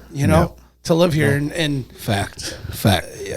Enjoy it. And anyway. AJ, great work, you guys. Yeah, you guys. Thank you for coming in. Yeah, thank you. Making the drive and having that local business for all the people that are supporting you guys, and all our listeners. Stop by the shop, say hello to AJ and Leaf over there who's running the social media. Shout out to him, man. He's doing a great job. Yep. Appreciate what you're doing. Thank you for coming in, and Thank you guys. hope to come in there. My dad did just break a rod, so now I know where I'm gonna get him a special one with the maybe I love Let's you. go fishing next summer, boys. Yeah, let's do that. That'd be great. Next winter. A secret Christmas spot. Island. A secret spot. Yeah, let's go to that secret spot, man. Yeah. That one where the That water one. flows. Yeah. AJ probably does actually have secret spots. Yeah, he does. Well, I heard he's going to take us blindfold to sheep fishing, man. That's what I heard. Man, that would be awesome. Yeah. We'll do a trip out I'm there. going to have to check my Guys, messages. cops. I could have sworn he texted me and asked me if we wanted to go sheep fishing. Yeah. Thank you, Alaska, for listening. Thank you to all the sponsors for supporting the show, and for the listeners and the Patreon members. We really appreciate you guys. Hope everyone has had a good Christmas and a New Year's, and thank you for all the support. AJ, once again, thank you. And Alaska, as always, Stay wild. You'll remember my speaking to you of what I call your overcautiousness. Are you not overcautious when you assume that you cannot do what the enemy is constantly doing? The Alaska Wild Project podcast is brought to you by the following sponsors. Barney's Sports Chalet, supplying hunters with the best hand-selected gear since 1963. The exclusive home of frontier gear built for the rugged Alaskan terrain. Your one-stop shop for all your outdoor needs. Visit Barney's today at 906 West Northern Lights. Big Rays, the Alaskan outfitter, committed to outfitting Alaskans across the state since 1947. Whether you're a recreator, parent, guide, or corporate buyer, Big Rays has the gear you need, tailored for Alaska's harsh conditions. Check out their new exclusive line of Auralic waders. Big Rays for all your outdoor gear and rugged work attire. BigRays.com. Tailored Restoration 24-hour emergency home services, helping Alaskans restore their dreams since 1972. Services include fire, water, mold, post-emergency cleaning, repair, and remodeling. Give them a call in Anchorage, Eagle River, Matsu, or Fairbanks. Hit them up at tailoredrestorationalaska.com. Total Truck and Alaska Overlander, Alaska's premier supplier for custom automotive accessories and overlanding products, providing all-inclusive rental vehicles and trailers custom outfitted to explore the Alaskan backcountry with a unique and convenient traveling experience. TheTreehouseAK.com, located at 341 Boniface Parkway, Alaska's own and grown cannabis and CBD store. Ask the bud tender what the strain of the day is to get your 10% off. The Treehouse, where the culture lives. AKO Farms, located in Sitka, Alaska, built from the ground up with concentrates as their single motivation, with exclusive products such as their sugar wax, full spectrum diamond sauce carts, and more. Ask your local bud tender about AKO.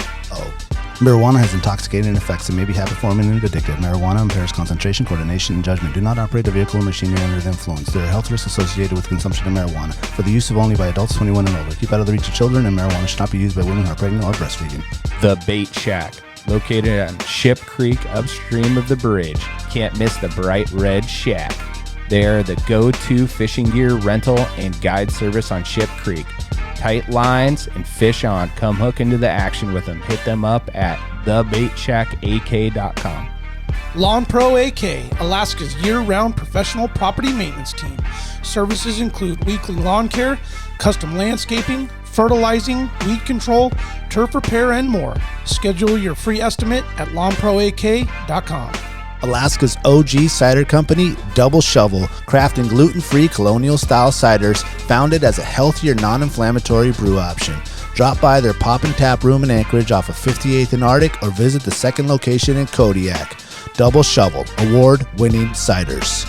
The Alaska chapter of Backcountry Hunters and Anglers. BHA is the voice of our Alaskan public lands, waters, and wildlife. Their goal is to uphold our hunting and fishing legacy while keeping our public lands wild. Stand up today and join BHA at backcountryhunters.org.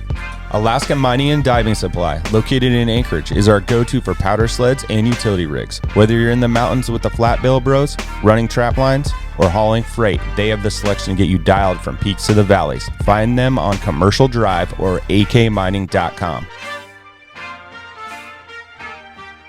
Should you not claim to be at least his equal in prowess and act upon the claim? I say try. If we never try, we shall never succeed. This proposition is a simple truth, and it's too important to be lost sight of for a moment. If we cannot beat the enemy where he now is, we never can.